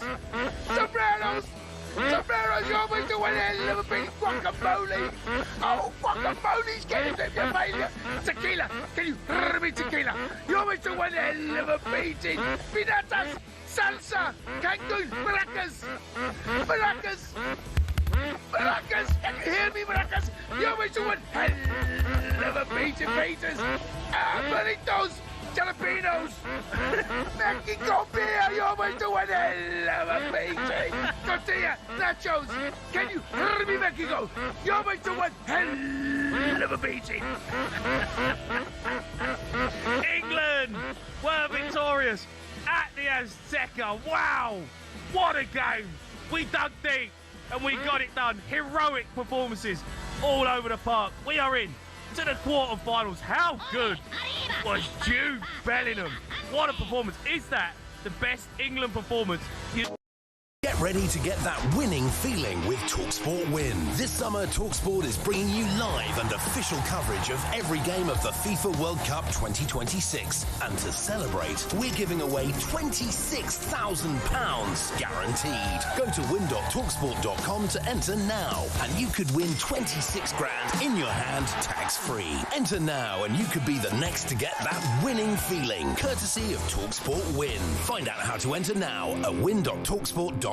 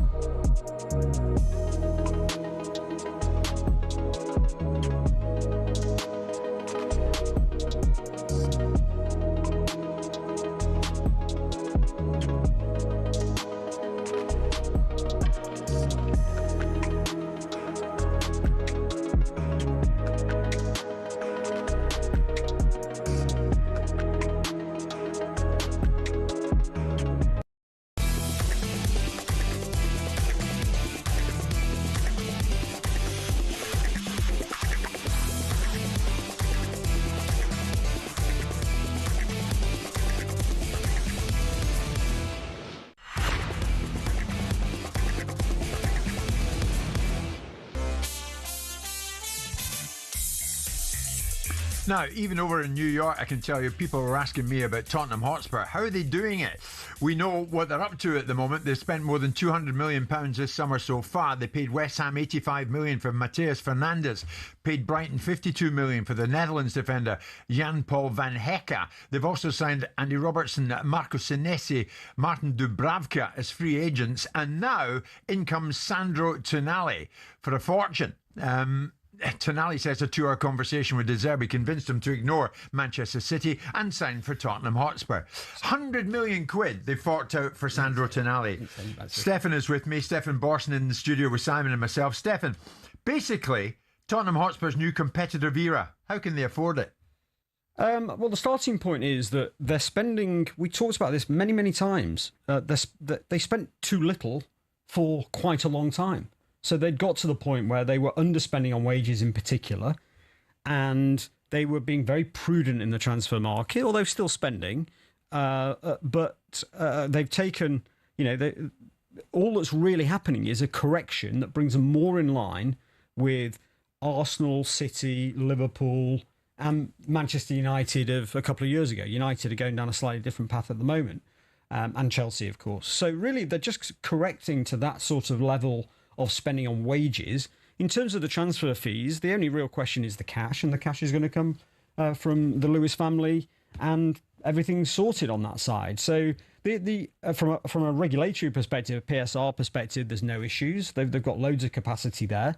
On PSR, well, because they're not in Europe, they've got an 85% cap and no UEFA test at all next season. So that makes that bit a little bit easier as well in the short term. Clearly, these players have got to work. Otherwise, down the line, you create yourself a big problem when you invest at that scale and those players don't work, because it's not going to be easy to find a home for Tonali if he fails. Right. When you spent best part of £100 million, or I mean, the reality is they have spent £100 million because you've got the £92 million fee, but then you've also got 15% on top for all of the bits and pieces that you've also got to pay. The agents, the solidarity, all of these sorts of fees. So they have spent over 100 million on Tonali. The question that you're asking is, how are they doing it? The answer is that the Lewis family are making more money available. The other question is, why are they doing it now and they didn't do it with Daniel Levy? And that's an interesting question, because I would suspect, I mean we make a point, and we've had this discussion about the turnover to wage ratio, that in my understanding, and it's relatively well heeled in their understanding, is there was various banking covenants in place, which means that the Lewis family have either renegotiated those banking covenants and don't have the financial impaction of more bigger interest on their money, or they've introduced more capital into the business. Now the question is, why have they done it now, and why wouldn't they do it with Daniel? Or did they deliberately not do it with Daniel because they didn't want Daniel running the business? You know, these are all questions that we don't know the answer to. What we remain to see is we can all spend lots of money if someone makes the money available. It's whether they're spending this money wisely. And that's the big question. Well, they are good players. I mean, I think the likelihood these players succeed is very high. I mean, you know, there is a correlation between. Oh, absolutely. Usually the players of that quality don't fail. We watched a wonderful example of how well Alexis Sanchez did that for Man United when it was all about money. No, that was exactly the same scenario. It was quite unexpected, that one, wasn't it? I mean, it's almost an outlier, isn't it? I would suggest. I would suggest if you look across the industry and players sign for a club solely for the reasons of money, because if we're making the argument that Tonali is an elite footballer and going to Tottenham Hotspur is an outcome that is best suited for him, the motivation behind it is that Newcastle got 100 million quid, fair play to them, and the player got huge salary, which probably determines the reasons why he went to Tottenham. There are lots of examples where players have made decisions solely about the money where they haven't been a success. Well, Tottenham, first of all, Tottenham are a huge club. They have said that they will be investing further alongside him. They already have. So the quality of Tottenham's side next season is that much better. I think you've got to also look at, with some scepticism, the other teams that are interested in Tonali. I suspect the reality is there was no other team that was prepared to pay that fee, and therefore he's not moving just for the money. He's moving because Spurs were ultimately the only team that were prepared to pay that fee. No matter what, it's a win-win for him. Stephen, before you leave us, Villa, Newcastle and Chelsea all fined by UEFA, specifically Newcastle. So Tonali's gone to Tottenham. Where are Newcastle in all of this picture at the moment? Well, it's complicated. Their fans get excited about a season coming up with new players coming in. Well, they should be spending money, but I think because they do have some capacity, certainly on the domestic side, they have capacity. The issue they've got is we haven't yet seen the settlement agreement that they've agreed with UEFA. And if it's anything like the Aston Villa and Chelsea one, those are actually quite challenging to hit over a 3-year period. So you've got to be quite careful. We're going to see it with Villa. So Villa are suggesting that they've got things under control. Champions League, of course, helps, but the reality is they have a very challenging settlement agreement with UEFA that is probably going to necessitate them selling a footballer in the next 12 months to give them a chance of meeting that requirement, and particularly after last night in terms of Onana going down. Yeah. That's a big hit to them. Would Morgan Rogers be that person? Well, he's the most obvious player you can make a massive profit on. Right. If they could find others, then great. But Newcastle are going to have the same sorts of issues with UEFA. Now, maybe the comfort is they're not in Europe, so they don't need to worry about it quite as much as Villa do. And maybe they'll have to accept they're going to take a ban at some point. But in terms of the domestic side of things, they've obviously got enormous player trading profit. So they should have capacity to do deals. But I think the bigger issue with Newcastle is one we've spoken about before, which is just where is the current commitment from the ownership? And everything tells you that there is a lack of commitment to Newcastle from PIF. You see it in terms of the front of shirt sponsor, even in terms of Seller dropping off fairly late in the process, I think. Not being replaced by a Saudi sponsor, even though they could have got approval for it, having to go through a very late process and therefore take a big hit at least next season. So there are a lot of signals that PIF are toning down their spend, and Newcastle, that'd be an issue. It's very difficult to get it into, say, a minute that we've got left. Many messages coming in. We still await the outcome of Manchester City and 115, and yet they spend 116 million on Elliot Anderson. How can that be fair? Well, it's fair because City, what do you want City to do? To stop everything whilst the whole case was ongoing? I mean, the case has been ongoing for many years. It's not acceptable that there's no decision in the case. I mean, that's clearly completely ludicrous that we are now 20 months on from the end of the hearing and we don't have a decision. assuming there is no decision. I mean, the last I heard was probably at the end of June, and that there didn't seem to have been a decision. It may have come since, but even so, 19, 20 months, we are now at the edges of whatever happens in any of these cases. I spoke to a KC recently and said, have all your cases, all your litigation, Court of Appeal, wherever, what's the longest you've waited for a decision? And he said 5 months. And even that, he had contact with the judges saying, being in touch with him. Arbitration is different, and some arbitration does go to 24 months, and it is known, but it does put the judgment, when it comes, in a territory where if it goes against one of the parties, they may well say, look, this is just unsafe now. This has just been too long. That you're not close enough to the evidence that you heard 2 years ago nearly, right, to be able to conclude fairly on this case. And so it just opens up another issue for the panel. I mean, that's obviously a very difficult appeal to win, but it's the sort of thing that people are going to run these silly arguments or these challenging arguments if a case goes against them. And if you wait 19, 20 months, you increase the chance of people making those sorts of arguments. I don't see that there's any justification for how it's taken so long. If it went against them, I'm not sure the Premier League would run it. Well, we don't know, do we? Given the mechanics of what it's going to It cost does seem them. crazy, doesn't it? Next time you're in, I'll still be asking you. Yeah, well, it depends when I'm in, but I mean, it must come soon. I mean, Oh, God. it just must, because It must. It can't. No decision can take this length of time. No. It's complicated, but it's not the most complicated case in Simon British said the legal end history. Of the decade. Yeah, Simon well, said the end of the decade. It might be. Look, we joke might be about too this. generous. He's really now not going to be that far short, because Sure. by the time you get, if there is an appeal, yeah. right, and you have all the challenges that might come, the Burnley style challenges, if it goes against City, all of that stuff is going to take that kind of time. Stefan, once you leave here, get on the phone, get it sorted. Thank you so much. Stefan Boston with us live at 3 o'clock.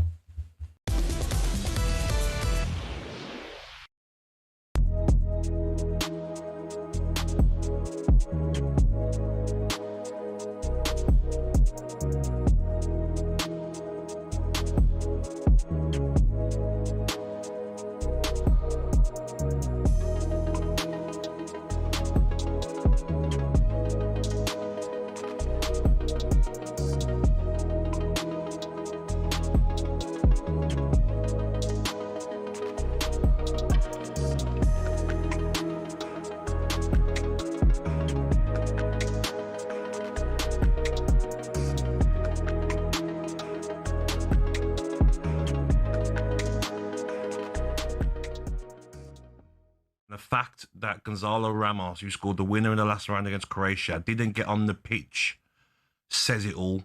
Ronaldo, not his fault, because he wants to play and the manager's playing him, but he cost Portugal this World Cup. And there'll be a lot of players, your Fernandes, your Neves, your Vitinha, Mendes, they'll be looking and thinking, legend of a player for the country, but because of him, we're going home. Yeah. And as you say, the manager's seeming fear of substitute. I mean, takes off, the likes of Vitinha and Neto and so on. And you say Ramos sitting on, even when Spain take the lead and there's 5 minutes or so of added time to come, still will not put Gonzalo Ramos on. I don't know if they'd run out of substitutions, windows. Had they? I think they might have. I'm not 100% sure on that, to bring him on that late. But it's just a shame to see sometimes. Do you remember the famous words from, was it Jamie Carragher to Casemiro, leave the football for the football leaves you? You look at Ronaldo now and you're like, if I was the next Portugal manager, I'm only taking the job if he is not in the squad. That's the level I'm going to. Here's a thought for you. Roberto Martinez is leaving as Portugal manager. We all know that. How about Cristiano Ronaldo as the next Portugal manager? Wouldn't surprise me. Plays himself every game for the next 5 Well, he tournaments. didn't have to play himself, because then he's still at the forefront of everything. Yeah, it was just the walking for me, Jeff. The lack of pressing, the lack of offering anything, and throwing his arms up at his players. Even after the final whistle, he stood there. It's the Ronaldo show. He's not going around to the younger players to check if they're all okay. And unlucky, everyone's coming over to him, the king, to come and make sure Ronaldo's okay. There was a moment near the end of the game where it was a break, and Roberto Martinez comes out of his iPad And if you see the clip, Ronaldo sort of like throws his arms up and Martinez is a bit like, oh, and Ronaldo walks a different direction. That's been the problem. Ronaldo is bigger than Portugal.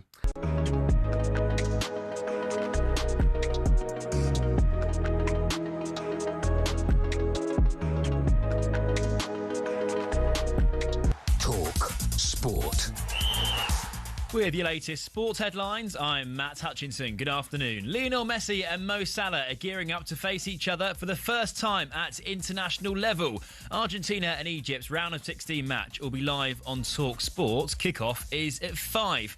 Elsewhere, Portuguese football journalist Pedro Sepulveda has given his verdict on Roberto Martinez's reign as Portugal boss after he stepped down. Roberto Martinez is the worst coach I ever saw in front of Portugal. I don't really understand the decisions. The decisions he make in terms of substitutions are crazy. Worth noting that Martinez has the highest win rate and goal-scoring average of any Portugal manager ever, despite being knocked out by Spain. Meanwhile, Belgium's players are waking up across the pond, basking in the warm glow of their 4-1 win against the US. Simon Jordan has given his verdict on FIFA president Gianni Infantino in the wake of the Flo Balogun saga. Is that snivelling sycophant that runs FIFA. When you've got somebody that's running the game that doesn't uphold the values of the game and doesn't uphold the integrity of the game and then tells you that you're all stupid and there's nothing for you to see here, that's when people should have concerns. Simon, diplomatic as ever there. Heading over to the England camp now, and their defence has looked rather shaky at times during this World Cup. So will Thomas Tuchel reintroduce John Stones to the starting 11? John's a great player, good defender, good on the ball, experienced now, so that nous of knowing him and having his experience in the big games as well is important. But I do like the physicality that we have in there at the minute. Former Premier League defender Ben Mee reckons Konza and Gahey should keep their spots. And Chandler Cunningham South has replaced Caden Murley in England's squad for their Nations Championship match against Fiji on Saturday. Talk Sport News. Nigel Farage is quitting as an MP, triggering a by-election which he's going to run in. And Prince Harry has lost his lawsuit against the Daily Mail publishers. Amelia's back at past. talkSPORT weather with QuickFit. This summer, treat yourself to Bridgestone Turanza all-season 6 tyres with a 25,000 mileage guarantee. Book today at quickfit.com. Conditions apply. We're expecting the rest of this afternoon to be mostly cloudy across northern England and Scotland with patchy rain. Plenty of sunshine further south with the hottest weather in the southeast.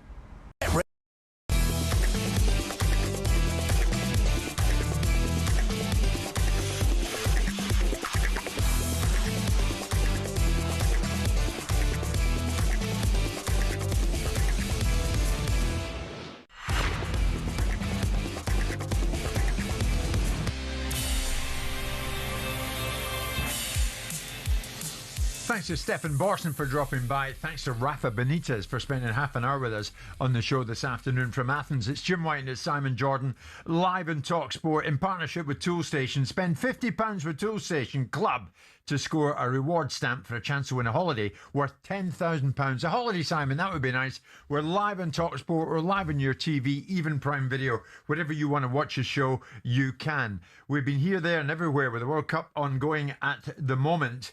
And we want to specifically concentrate on what was said after a particular World Cup match. The match involved France and Paraguay. And now the French Football Federation is considering taking legal action against Paraguayan Senator Celeste Amarilla after she published a series of racist posts about Kylian Mbappe on social media. Mbappe, if you remember, scored the only goal between France and Paraguay on Saturday. This was a bad-tempered game throughout. But thereafter, this woman, the Senator Celeste Amarilla, took to social media. Some of it I cannot bring to air, but this I can. On Mbappe, she says, "This brute hasn't even learnt to write." She says, "A colonised Cameroonian pretending to be French, resentful, newly rich, arrogant, ugly. He was nervous and scared to death all game, like his whole team. They didn't even manage to score a single goal until they got lucky with a penalty. The only thing many of us blame for the team is not giving him a full-handed slap at the end of the game. And I'm not even a football fan," says Paraguayan Senator Celeste Amarilla. You might not be surprised to hear that Celeste Amarilla has since deleted those posts and tried to apologise in an open letter. Meantime, Mbappe has said, for his part, to Celeste Amarilla, "You do not represent Paraguay, that country which has sweated passion and honour throughout this competition." And he says those players made way for an incompetent woman who gives the worst possible image of her country. I will never allow people like her the freedom to spread their hatred and racism across the world. Journalist for L'Equipe, well-respected French journalist Eric Bilderman joins us live on the show. Eric, good afternoon to you. What legal action can the French Football Federation actually take against this woman, if any, Eric?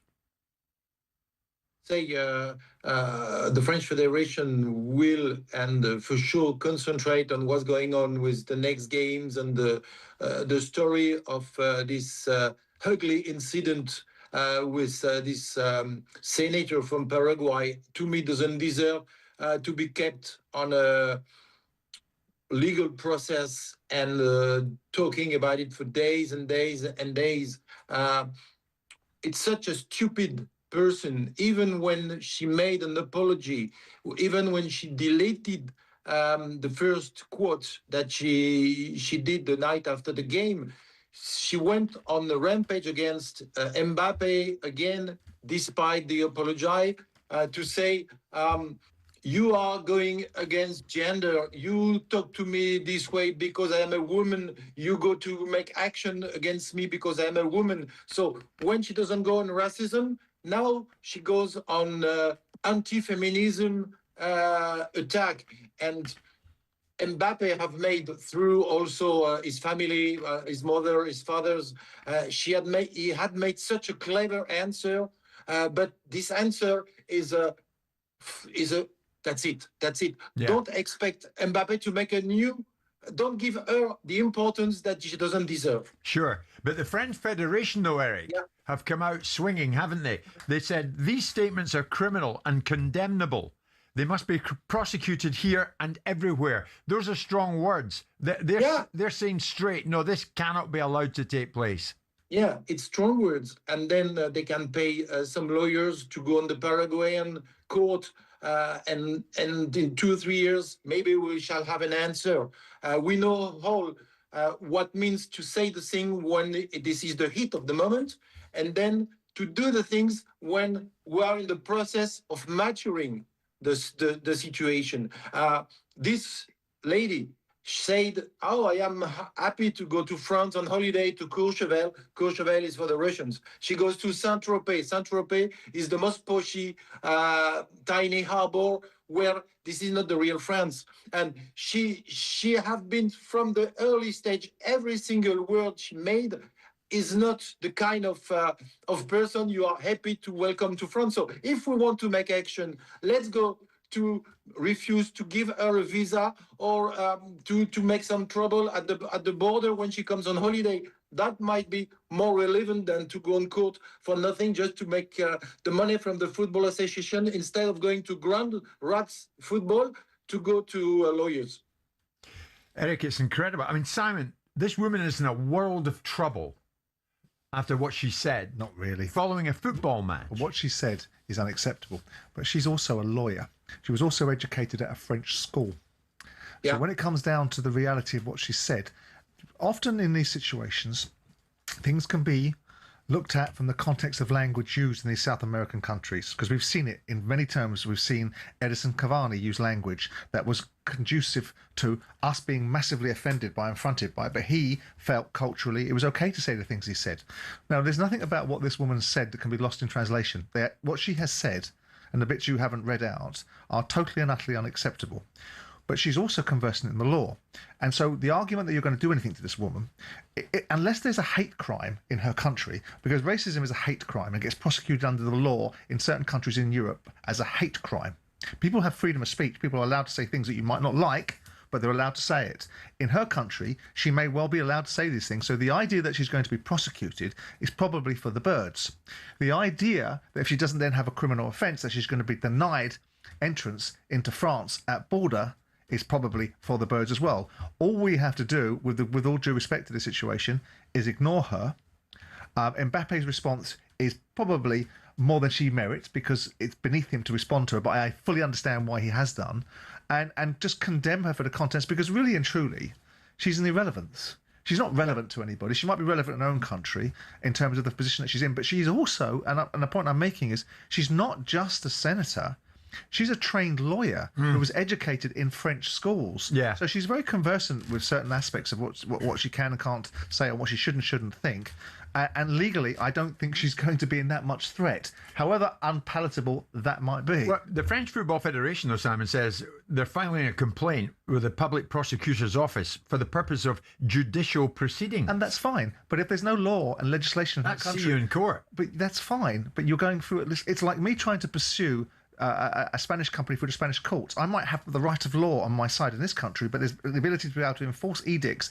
If there is no hate crime legislation in Paraguay, what are you prosecuting for? Are you going to extradite her to France? No, you're not going to extradite her to France, right? So you're going to prosecute her in Paraguay. And if the Paraguayan laws don't provide for an event such as this, then it's optics. And I understand why the French Federation will be saying this because they've got to appear to be very robust. So it's, we object. We object very strongly, and we want you to know this. So Eric, basically the bottom line is because she said what she said in Paraguay and not in France, probably this is as far as it goes, right? Yeah, I am completely backing Simon's words. We are dealing with the same way of thinking as the expression was, this is for the birds. And I think we don't need to give her more minutes of talking, more minutes of exposition to make her a kind of a victim. She's not a victim of anything, and she's not a hero. We don't need to make her more publicity. And also we have to know that herself, she is from European connection in terms of her family, but also from Guarani, from local Indian connection. So she knows what is it, mixed culture. She knows what is it to be a citizen of the world, theoretically speaking. So this is just ridiculous. She's an idiot. What we should be, and that's right, and what we should be seeing in the world of football is an apology on behalf of the Paraguayan football team for someone that purports to represent their country, because the Paraguayans, this is a double whammy, because the Paraguayans were appalling in the way that they played. Their whole intention was to kick the French team off the field. Yeah. So now to add insult to injury, not only did they try to brutalise the French team and got away with absolute murder on the field, seemingly supported by a referee who didn't seem to want to brandish a card anywhere near them, you've now got one of their senators saying the same thing. So you would expect the Paraguayan Football Federation to say on behalf of the Paraguayan football team, this is not the values that we share. We apologise deeply on behalf of a member of our Senate in our country, and we don't share those values as a football family. That's the least thing you'd expect to hear. I would think so. National football side. Eric, on the pitch, your France plays Morocco on Thursday in Boston. What are you thinking? It's going to be a test, is it not, for the French? Yeah. You know, we are in the quarterfinal. We need to have some challenge. First round, then Sweden was not real challenge. Then Paraguay was a mental fight. We were aiming not to lose our nerves and not to concede yellow, red card, or a silly situation. Now we are playing football with a strong team. We played them 4 years ago. We know how difficult it is. We know also how difficult it is to meet a team for special historical reason, which will give 120% of what they have in their heart and their body and soul to beat us. I do believe that we still have a better team, and we have the full squad. Maybe Tchouaméni is still in doubt, but we have with Kone, we have a perfect substitute.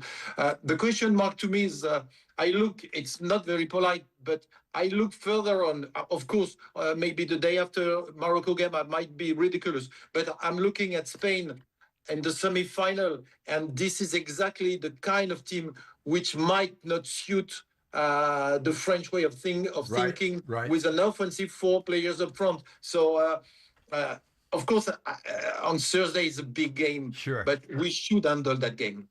Eric, brilliant. Thank you so much for joining us as always. Eric Bilderman, top journalist for L'Équipe newspaper in Paris. It is coming up to 3:20.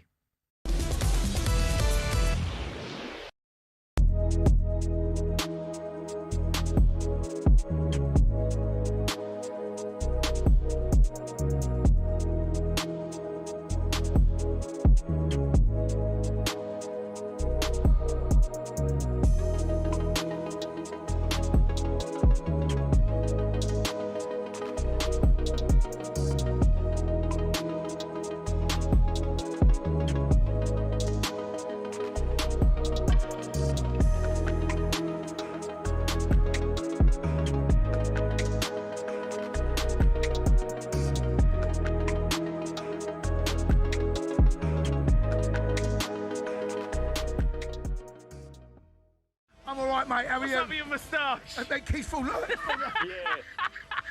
That was the tash. That's a good tash. I don't know whether it is. Good tash. Falling off the side of my chops. Hey. Honestly, I got the... Oh, dear. Oh, my rat. Mate, sort your moustache out. I can't help it, Jay. It's all over the place. A little bit like their defence. It's not happening. There you go. There you go. It's a good tash. Jay, yours, mate. Yours looks like... That's Graham Souness. That's peak Souness. Peak Souness, that, and it mean business. Yeah, it does mean business. I mean business in the middle of the park, mate. Don't be messing with me. Oh, my word. How you feeling? Oh, do you know what? I'm not going to complain about being tired. Forget tired. Tired. Forget that. I'm not complaining. My tash. What's happened to the tash, mate? It's not sticking. Forget. I'm not going to say the word about being tired. No. Because it comes with being a proper football fan. You stayed up last night and you watched that game and you went through the absolute ecstasy and agony in equal measure. You deserve a round of applause. Yeah. You deserve a round of applause, mate. It was unbelievable. That was just unbelievable stuff. Unbelievable stuff. It's It had everything.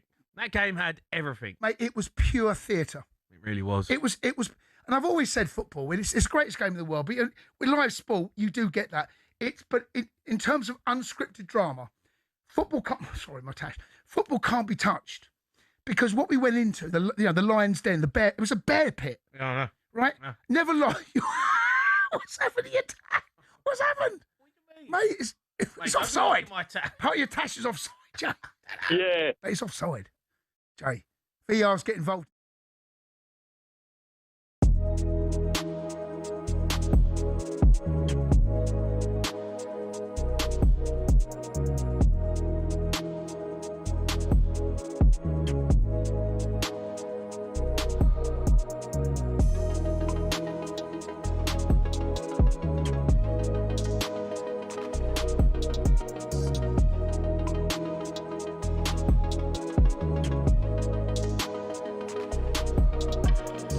Ready to get that winning feeling with talkSPORT Win. This summer, talkSPORT is bringing you live and official coverage of every game of the FIFA World Cup 2026. And to celebrate, we're giving away £26,000 guaranteed. Go to win.talksport.com to enter now, and you could win 26 grand in your hand, tax-free. Enter now, and you could be the next to get that winning feeling, courtesy of talkSPORT Win. Find out how to enter now at win.talksport.com.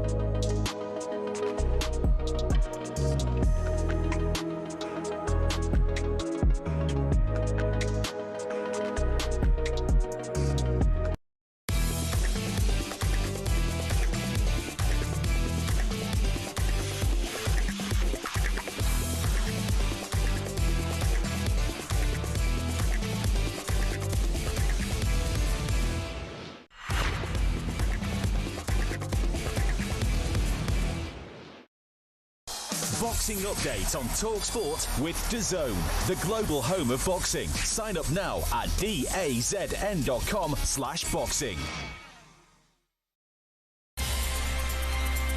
It's Saturday fight night on DAZN. This Saturday, Megan Redstall and Maisie Rose Courtney fight for the vacant WBO international flyweight title live from Brentwood in Essex.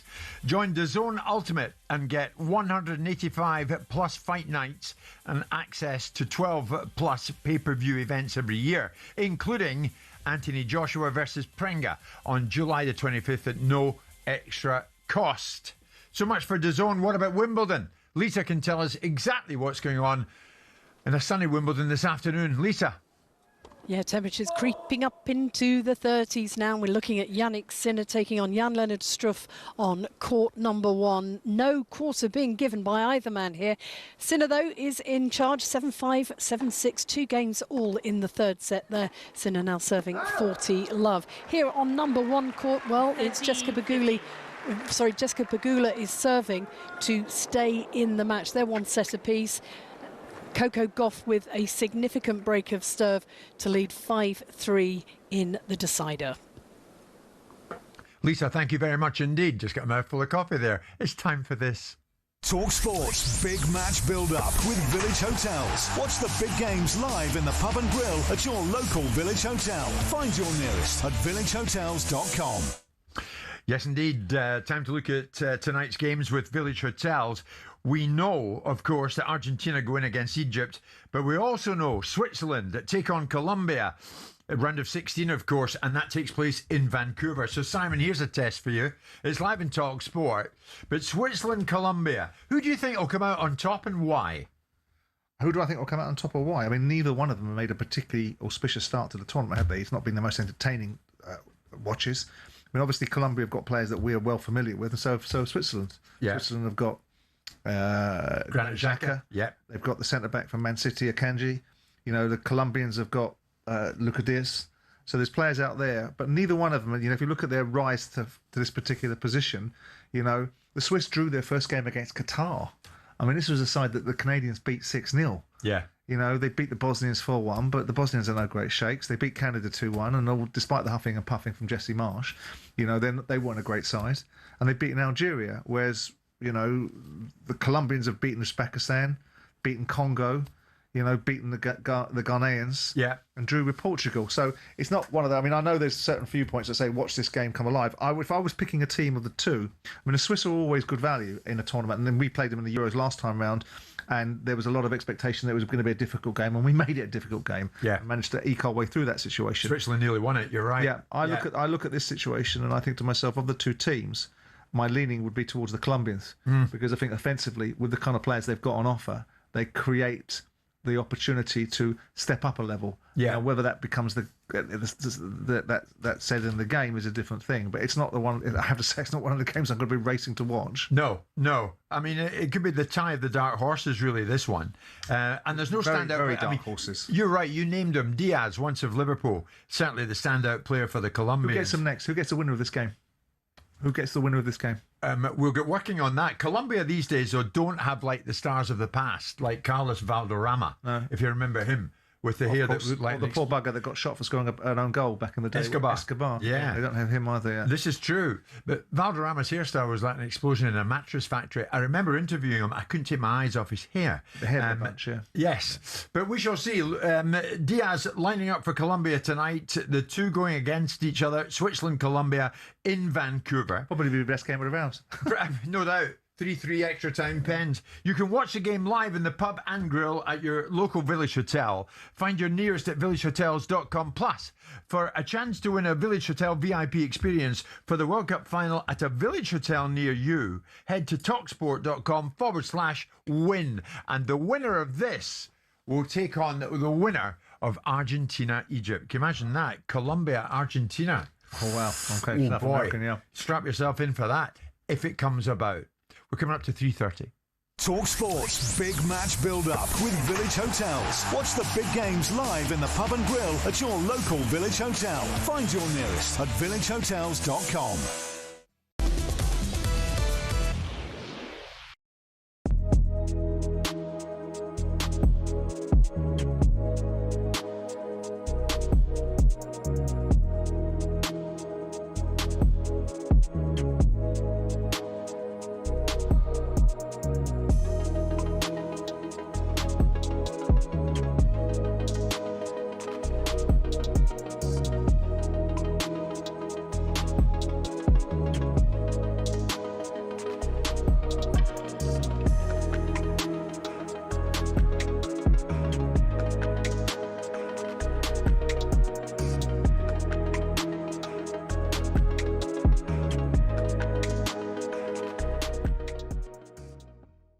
Terrible story here, really. The French Football Federation say they're filing a report for legal action against a Paraguayan senator who launched into a racist tirade against Kylian Mbappe after Paraguay were knocked out by France in the last 16.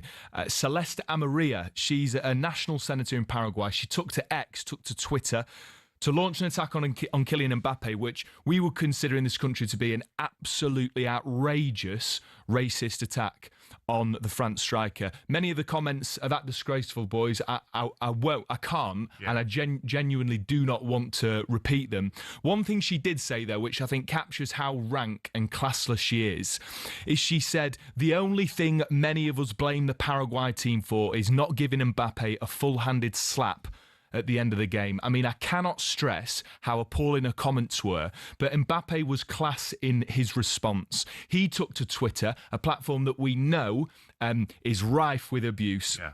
And he was brilliant. He said, "You're a despicable woman and unworthy of your position.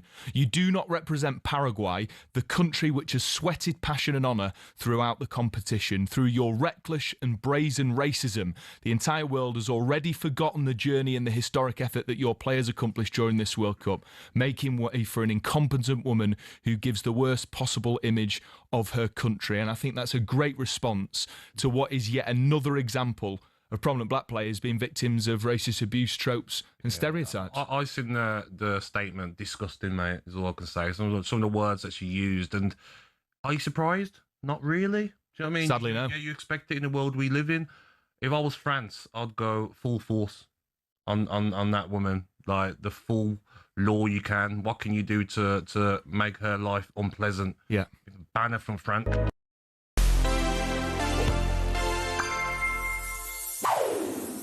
What is the World Cup's most controversial moment? Hurst's goal, which definitely was a goal? Zidane's headbutt? Ronaldo's hell scare in '98? Nah, it's obviously Maradona's hand of God.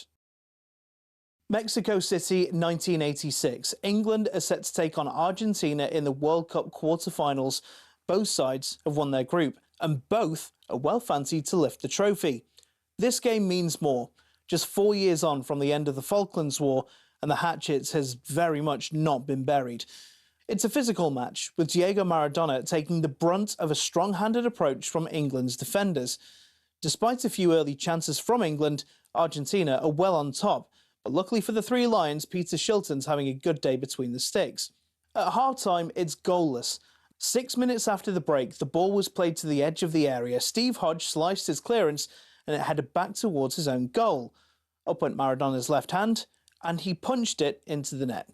He wheeled away in celebration, urging his teammates to join him, while the England team was furiously surrounding referee Ali bin Nasser of Tunisia. Even decades later, Peter Shilton hadn't forgiven Maradona. Argentina won 2-1 and went on to lift the World Cup trophy. I mean, without the hand of God, we might never have got the song Three Lions. But we'd have another World Cup.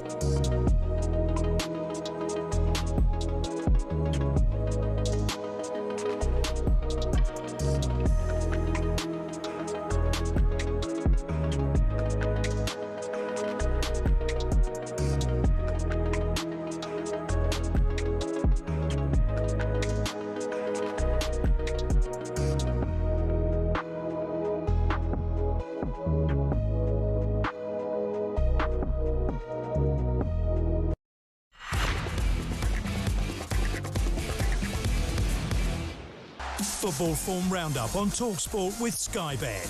The world's gone football. Get in on it with Sky Bet. 18 plus, gambleaware.org.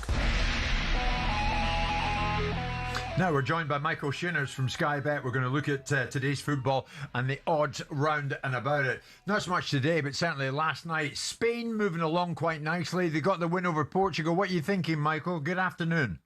Yeah, good afternoon, Jim. Yeah, quietly effective, I think, is the best way of describing them. They drifted out to 6-1 Spain before last night's game, but in beating Portugal with potentially a slightly easier game against Belgium. They're 7-2 second favourites, 15-8 France, and then it's 4-1 Argentina, who we see this evening. I think what's interesting is, Jim, we've got Morocco, Norway, France, England, Belgium, and Spain all through. They all won in 90 minutes.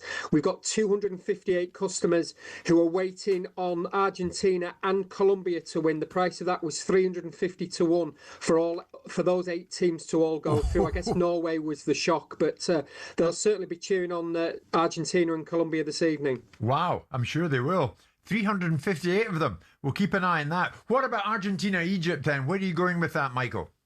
Yeah, Argentina, strong favourites, Jim, as you would imagine. 3-10, the draw 4-1, and Egypt 10-1. We've got a price boost. Lionel Messi to have 3 or more shots on target. He's done that in all of the 3 games he's played so far. We're 5-4 him to do that. He scored 7 goals in the tournament, 8-13 to score at any time. And if you're looking for Egypt to cause a shock, Mo Salah 4-1 first goal scorer. Interesting, isn't it? Argentina and Egypt, Simon. Messi, Salah on the same pitch. If Salah's going to write his name in this tournament, this is the time to do it, isn't it? Yeah, but unfortunately, I think that despite my protestations about the intrigue of it now being another Messi, a desire for a Messi tournament, I think that Argentina will overcome Egypt. Yeah. I mean, Salah's not been that fit during this competition. No, has he? he hasn't. He has not. It's live in talkSPORT. And Switzerland, Colombia. Simon and I spoke about it. Simon actually spoke about it with a bit of research as well, which was well worthwhile listening to. Switzerland, Colombia. Where are you going with it? Yeah, Switzerland, the outsider of the pair of these at 5-2, Colombia 6-5, and then it's 2-1, 2-1 the draw. We've got a price boost in this one, Jim. Luis Diaz to have 2 shots on target, and Granit Xhaka to commit a foul. If one of these 2 games, or if we're going to have a game that's going to go to extra time, which we haven't had yet.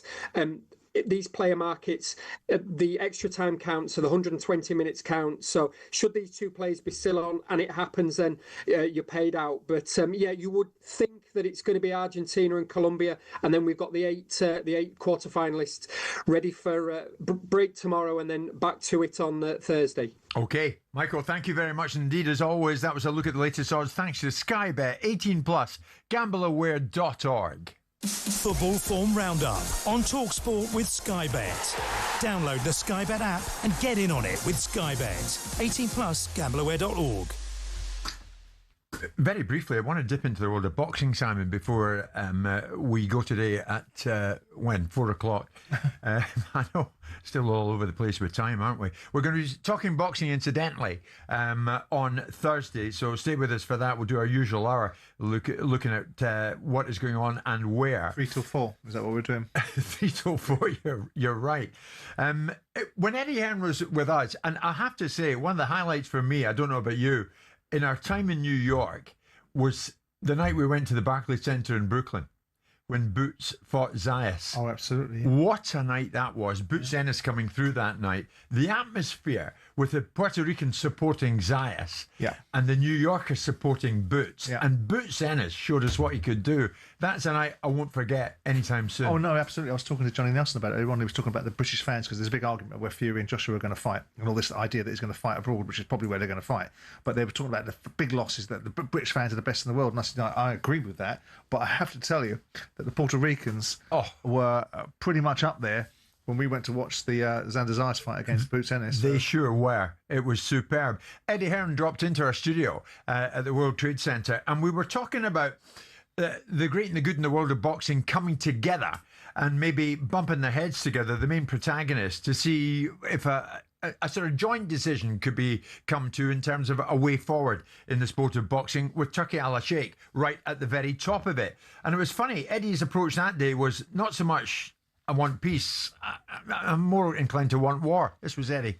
I don't care who he's backed by. Right. You're as good as you are, and he ain't anywhere near my league. And all this talk about peace talks, I've got to be honest with you, I don't want peace talks. I want war talks, because I had 15 years with Warren. It was like the greatest time of my career. And now we're all playing nice. And I'm glad we do, because I like going out to dinner with Frank. He's a great company, and George is a great guy. Everybody's friends. Yeah, but it's boring, Jim. It's like, you know, you guys, I know what you guys want. You guys want beef. You want the violence in and out of the ring. So for me, when we have those meetings next week that Turki Al-Sheikh wants, it's got to be, you know, it's not just a case of, oh, yeah, all right, let's do a photo with our hands in the middle. Yeah. Like, I want to see who's the best. He was good, I have to say. Eddie was have a word with his tailor. That's what he wants to do. He was very entertaining when he joined us, Eddie Hearn, in studio that day. Since then, Turki Al-Sheikh has said in the last few days, even though Eddie wants a bit more war than peace, Turki Al-Sheikh says on Twitter, I had a productive meeting yesterday with all interested parties in terms of the overall state of boxing. Yeah. We can collectively grow this great sport to the benefit of the fighters, the sport and its fans globally. You haven't seen anything yet. Turkey, what do you think that means? Look, Oscar De La Hoya, who wasn't at that meeting and who represents a lot of American boxers. There's a big argument about what Turkey's doing in terms of the way that they feel they can contact any fighter they want and make any fights they want without respecting who those fighters might be signed to. Turkey is the intellectual capital behind what Dana White is trying to do, which is create UBOs, which is Unified Boxing Organizations that have one belt, one title for each weight class, and some will make the case that's a very good thing. At the same time as his organisation, under the guise of Dana White and Nick Khan, are trying to restructure the Muhammad Ali Revival Act, which ultimately means putting it in line with the way that the fighters are paid in UFC, and see how that plays out. I mean, Eddie has constantly talked about the relationship with Turki Al-Sheikh. I told him 3 years ago, he can do what you do. He can do what you do. And one day along the line, you're going to be redundant in that perspective. And of course, what Eddie's response was is that the expertise in the room is something he can't provide. I said, well, he's got the money to be able to do it. And now he's proving the case. Everyone defers to him. The irony of needing peace talks is that he creates the war and then becomes the negotiator of the peace. It's like if you look at the idea of the e-cigarette industry, the tobacco industry created all the problems that people have got from smoking cigarettes, and now they own all the e-cigarette companies, which is supposed to be a better solution to smoking. So there's the irony in this. Yeah. So look, I mean, Eddie is multifaceted. So boxing is not the predeterminant for the success of his business. You know, the darts and the snooker and other aspects. And he's also moved into talent management because he's now moved into other aspects of other sports. You saw him representing a rugby player. This is a £1 billion business. Oh, yeah. Barry Hearn likes to tell everyone at the first available opportunity. Yeah. Everything in life is all about money, isn't it, of course? Yeah. But the idea that Turkey is going to provide the solution when he is the disruptor, he is the person that plays all ends against the middle. He gets everybody at it because eventually, if more people are fighting with one another, it weakens the circumstances. This is a man and a circumstance that's rocked into an industry and decided that the industry is going to be run a certain way. And it can't be done in any other sport. Can't be done in football. Couldn't be done in golf. Hasn't been done anywhere else. Done in boxing. So what does it tell you about the landscape of boxing? What does it tell you about the orthodoxy? Yeah. And so where does it lead? I think the Saudis and I think the Middle Eastern money is beginning to slow down because I think that the level of investment is now being made. I don't think they want to spend enormous amounts of money going forward. I think they want to stand on its own feet. Turkey might then step out. I don't know how much of a brief he's going to get from MBS, Mohammed bin Suleiman, going forward to keep on this agenda about sport because it helps him with the young generation in his part of the world and keeping his subjects in line with the development of, and also the raising of finances for Agadir and for the free port that they will eventually want in that part of the world. All of this sports stuff is part of it. But boxing has been susceptible to it. So I look at it and say it's all background noise. It's attention for attention's sake. I look at some of the people at the table. Eddie Hearn for me is a very capable operator. Frank and George, I think, are excellent operators. I can do without that Spencer Brown fella, but that's a different discussion. But all of that is it's all. The more people can they grow the sport? Well, that's it. That's the bottom line. Turkey believes emphatically, because he said it to me on a number of occasions, that the ceiling for this boxing sport is much bigger than they're currently exploiting. Now, I don't know if that's right or not. And of course, we've got the DAZN platform that are now considered to be the home of boxing, and rightly so, because they're very good at what they're doing now. They're much better than they were a few years ago, and the observations are made there. Can they rival the other sports that they're looking to take a place from? Can they give football a run for its money? No chance. Can they give cricket a run for its money, given the representations around the world? Probably no chance. Right. But it can get bigger. Yeah. And how much bigger it can get, that's what they're trying to achieve. Yeah. But all of them are clever operators in their own way. They're all flesh traders. I watched Eddie at Boots Ennis, Xander Zayas. That's it was his night. Yeah, but that's P.T. Barnum stuff, right? That's all, you know. Oh, I know. Fluff and stuff. And Italy supported by... And they've got the gall of the devil, haven't they? Still jump in the ring and they've got no shame and they make it all about themselves. Yeah. But that's what it is. That's Italy supported by promoting Frank Smith, I have to say, as well. What, carrying his bag? Now then, straight after... No, he's a good lad, Frank. Come on. Straight after us, Argentina... Egypt taking place in Atlanta. It's live in talkSPORT. Let's get the team news now. Joe Shannon, how are you, Joe? Hello, Jim. Very well, thank you. Good morning from Atlanta. Good afternoon to you in the UK. There are 3 Argentina changes today. Tagliafico replaces Medina, Paredes replaces Almada, and Julian Alvarez starts in place of Lautaro Martinez. Messi plays, of course he does, and he'll equal Miroslav Klose's record of 14 appearances in a World Cup knockout match in the process. Emi Martinez in goal, Molina, Romero, Lisandro Martinez and Tagliafico at the back. Paredes in the holding role, De Paul, Fernandez and McAllister behind Messi and Alvarez up front. For Egypt, who have reached the knockout stages for the first time in their history, there are 2 changes. Omar Marmoush drops out of the team, as does Patti in midfield. Hassan and Lashin both come in. Mo Salah starts and captains the team. Shubir is their goalkeeper. Hani, Ibrahim, Rabia and Hafez at the back. Atia and Lashin in the holding roles. Hassan, Salah and Ashur in behind Zuko up front. It's Argentina against Egypt. Really looking forward to it, Jim. Full commentary on talkSPORT. Joe, thank you very much indeed. We're live with you in talkSPORT in partnership with Toolstation for all your trade or DIY projects. First stop, Toolstation.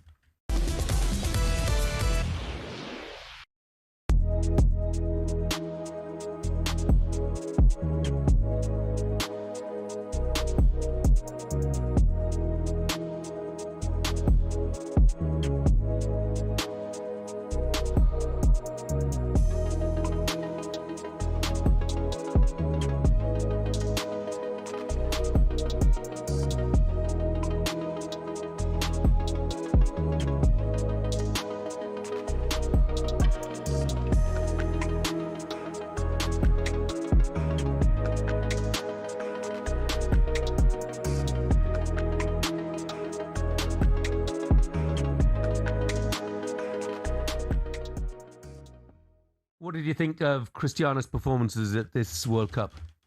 Well, listen, to be honest, take away the performances. I'm just on because I'm annoyed at Gabby for calling him a disgrace, to be honest. I think it's bang out of order. I think what he's done in his career, he's earned the right to be there. Really? Absolutely. Why? How's he not earned the right? How's he not earned the right? He scored 28 goals last season. He's 41, Gabby. So? What age did you retire? What age did you retire? What age did you start playing professional football yourself, mate? Yeah, Don't pipe worry down. about me, mate. Pipe Don't down. worry about me, mate. Don't go there, mate, when you haven't kicked the football in your life, okay? Settle down. Brilliant, mate. Yeah, I know what it's settle about. down. Don't worry about that. Settle down. No, you're a disgrace for calling him a disgrace. No problem. Honestly, No, it's unbelievable. Look, in fairness, Jack, we stood up for Cristiano. He said he had a wonderful, marvellous career. Nobody earns the right to play at a World Cup finals at 41 just because what you've achieved in the past. No one stops time. And you could see him last night. I mean, he was doddering around in attack. He could not raise a gallop. Time has caught up with him. Jack still wants him started in the next World Cup as well. Absolutely. Absolutely right. He's still producing. But there's loads of top... No, I'm saying Messi walks about, but he's still producing at the World Cup, which is fair enough, right? Yeah. But to say that he's not earned the right, he hasn't. He is a phenomenon. But he's not anymore. 41 years of age. But he's not anymore. Unbelievable. You know how hard it is to keep yourself in shape. But he's not anymore. But Jack, surely it's not a modelling competition. Jack, it's a he'd earned the right to play at previous World Cups, perhaps. Competition, you'd be nowhere near it, Gabby. Oh, no, okay. Send us a picture of yourself, mate. Let's rate you out of 10, mate. Hello, I'm Matt Forden from talkSPORT. This is How to Win the World Cup. This is the best squad I think England have ever had.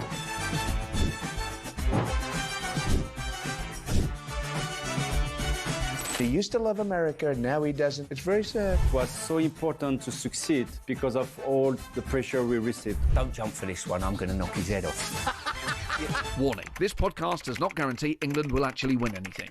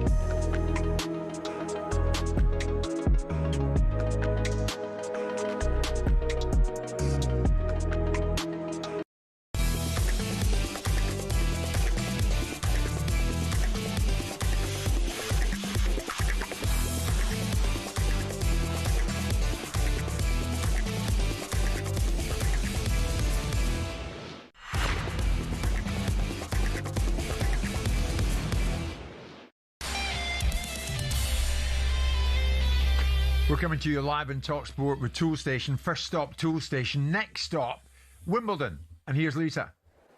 Jim, Yannick Sinner says he's very happy to have, very glad to have booked his semi-final place in 3 sets. The world number one was a 7-5, 7-6, 6-3 winner in what we called a very tough match against Jan-Lennard Struff. You can hear the umpire talking in the background. That's James Kiyothavong, because we have got returning to centre court Sasha Zverev and Yuri Lehechka to finish what they started yesterday. 3-all in the third set, and Sasha Zverev leading 2-0. And Coco Gauff's into her first Wimbledon semi-final after her first win on grass in 2 years. She upset the odds and ousted her friend Jessica Pegula, the 4th seed, 2-1. Thank you very much indeed, Lisa. 3 goodbyes in the World Cup last night, Simon. Portugal said goodbye to the World Cup after being eliminated by Spain. Roberto Martinez said goodbye to Portugal. He's moving on. And Cristiano Ronaldo said goodbye to international football. So there's a bit to digest here. Let's head to Lisbon. The editor-in-chief at Record newspaper, a good friend of this show, Sergio Crithanas, joins us live. Sergio, good to speak to you, although you must be somewhat depressed today that Portugal went out. Well, yeah, not a good day today, but unfortunately we're kind of used to not fulfilling the expectations we create to ourselves during the World Cups. I'll bet, yeah. On Roberto Martinez, how are Portugal fans going to look back at his time in charge? How will you look back on his time in charge? Well, I think it's fair to say he will not be missed in Portugal. He never had an easy time here in Portugal. Lots of criticism from the beginning. And of course, he got a new, let's say, oxygen balloon or oxygen bottle after winning the Nations League last year, especially after beating Germany in Germany and also France in the final. It was a good achievement for Portugal. But this generation was considered one of the best in Portuguese football history. And somehow it's really frustrating and disappointing that Portugal... It's not the fact that Portugal was knocked out in the last 16 by Spain, which is, of course, one of the candidates. It's this feeling that the team was always underperforming. The World Cup was really poor for Portugal. 1 draw against Congo, 1 win against Uzbekistan, a lucky draw against Colombia, a lucky win against Croatia. So it was a really, really way below what we were expecting. Did you think Portugal, Simon, would go deep in the tournament, even get to the final even? No. I thought they'd be competitive in it because they've got very good players. I'm not a Martinez fan. I don't dislike the man, but I think it's interesting that his career has gone in such a way that he gets these jobs with this wonderful team of players. The Belgians had it and seems to miraculously steal defeat from the jaws of victory. And that doesn't mean that these teams are going to win tournaments, but there was a time when the Belgians were at the point of being arguably the best team in the world, and he turned it into not achievements. And you can say the same against the Portuguese, because if you find yourself in a group where you don't perform in a certain way, you get certain draws. And you've got Spain now. With all due respect to the Portuguese, you don't want Spain at this stage in the competition if you can possibly avoid it. And I don't know whether they could have avoided it by doing something better at an early stage in the group stage. But the bottom line is they played the Spanish. They've gotten beat by the Spanish. Right. People will be critical of the fact that he played. I mean, if you listen to people that are Ronaldo fans, they'll say he had to play Ronaldo. I think the Portuguese had a different view, and maybe Sergio can speak to that. He managed the situation with Ronaldo in a certain way because it was easier to manage Ronaldo that way rather than better for the team. Yes, that's a good point, Simon. Sergio, what was the take of many people in Portugal? What was your take of how Martinez chose to handle the Cristiano Ronaldo situation? Probably Martinez was the same in Belgium. People also knew that in Belgium he kept a lot of the stars way more than they should have been in the squad. Like Eden Hazard, he was there clearly overweight. I think in Portugal he always tried to be a nice guy. Also in the relation to the fans, to the press, always smiling, always making a big effort to speak in Portuguese from the beginning, which was a nice touch, especially from someone from Spain. And he was also trying to be a nice guy managing the team. And so for him, it was really difficult to drop the big stars. To start the first game, Portugal started with the four midfielders that everybody sees as being among the best in the world: Bruno, Bernardo, Vitinha, and João Neves, and then Ronaldo up front. And these players have an enormous status, of course, in the world of football. And I think Martinez was not probably brave enough to make some tough decisions, and hence in the end the team was not very good. The team had no identity. They had no plan to play. Actually, that was more shocking, because he was trying to put all the stars together and make them all happy. And I think probably that was his biggest mistake. Regarding Ronaldo, yes, I think there's a general feeling in Portugal that he played too much in this World Cup, especially after the game with Croatia, where Gonçalo Ramos came in, replaced Ronaldo, and he delivered with a goal. I think he came in at 81st minute or something, and he scored a really good goal, a crucial goal. And you see it's a bit shocking that after that, he doesn't have one single minute against Spain. And he's clearly, I think most people would agree on that, he has other qualities than Cristiano Ronaldo, and probably right now he would suit the team better than Ronaldo. Did you expect to win your group? As Portuguese, did you expect to win the group that you were in? Yeah, definitely. Especially because we didn't expect to draw against Congo. Honestly, like the first game. But right now in Portugal, the results, of course, are poor. But it's not only the results; it's the way also Portugal played. Sure. Portugal had one good game, but it was against Uzbekistan. Come on, it's not one a very good team. But if you'd have won your group, Sergio, you'd be playing Switzerland now, wouldn't you? Yeah, of course. But if you see the game against Colombia, Portugal was qualified when we played Colombia, and Portugal was struggling to keep the 0-0 against Colombia. That was shocking, the way how Portugal could not even create chances against Colombia. Sergio, before you leave us, give me a name then. Who takes over from Martinez? I think all the paths go to Jorge Jesus. I think he will be the man. We expect him until the end of the week to have an agreement with the Portuguese national team. It was actually with Cristiano Ronaldo in Al Nassr. They won the league in Saudi Arabia with Ronaldo and João Felix. So it will be curious to see how he will manage the Ronaldo situation after that. Because Ronaldo, he confirmed before the game this was going to be his last World Cup, but he has not confirmed that he's leaving the national team of Portugal. Okay. After the game, he said he didn't want to make any decisions with his mind still hot, so he's going to make it as a cold decision later. Okay. The next time he speaks, Sergio, no doubt, Record, your newspaper will be all over it. Sergio Crithanas, thank you again for joining us, Editor-in-Chief at Record. Simon, that's about it for us today. We're bowling up to 4 o'clock. Coming up after us, commentary of the penultimate round of 16 as Lionel Messi and Argentina take on Salah and Egypt. Join Natalie Sarr, and your commentary team, Joe Shannon, and former Scotland assistant, he's still out there having a blast, Mark McGee, live from Atlanta next.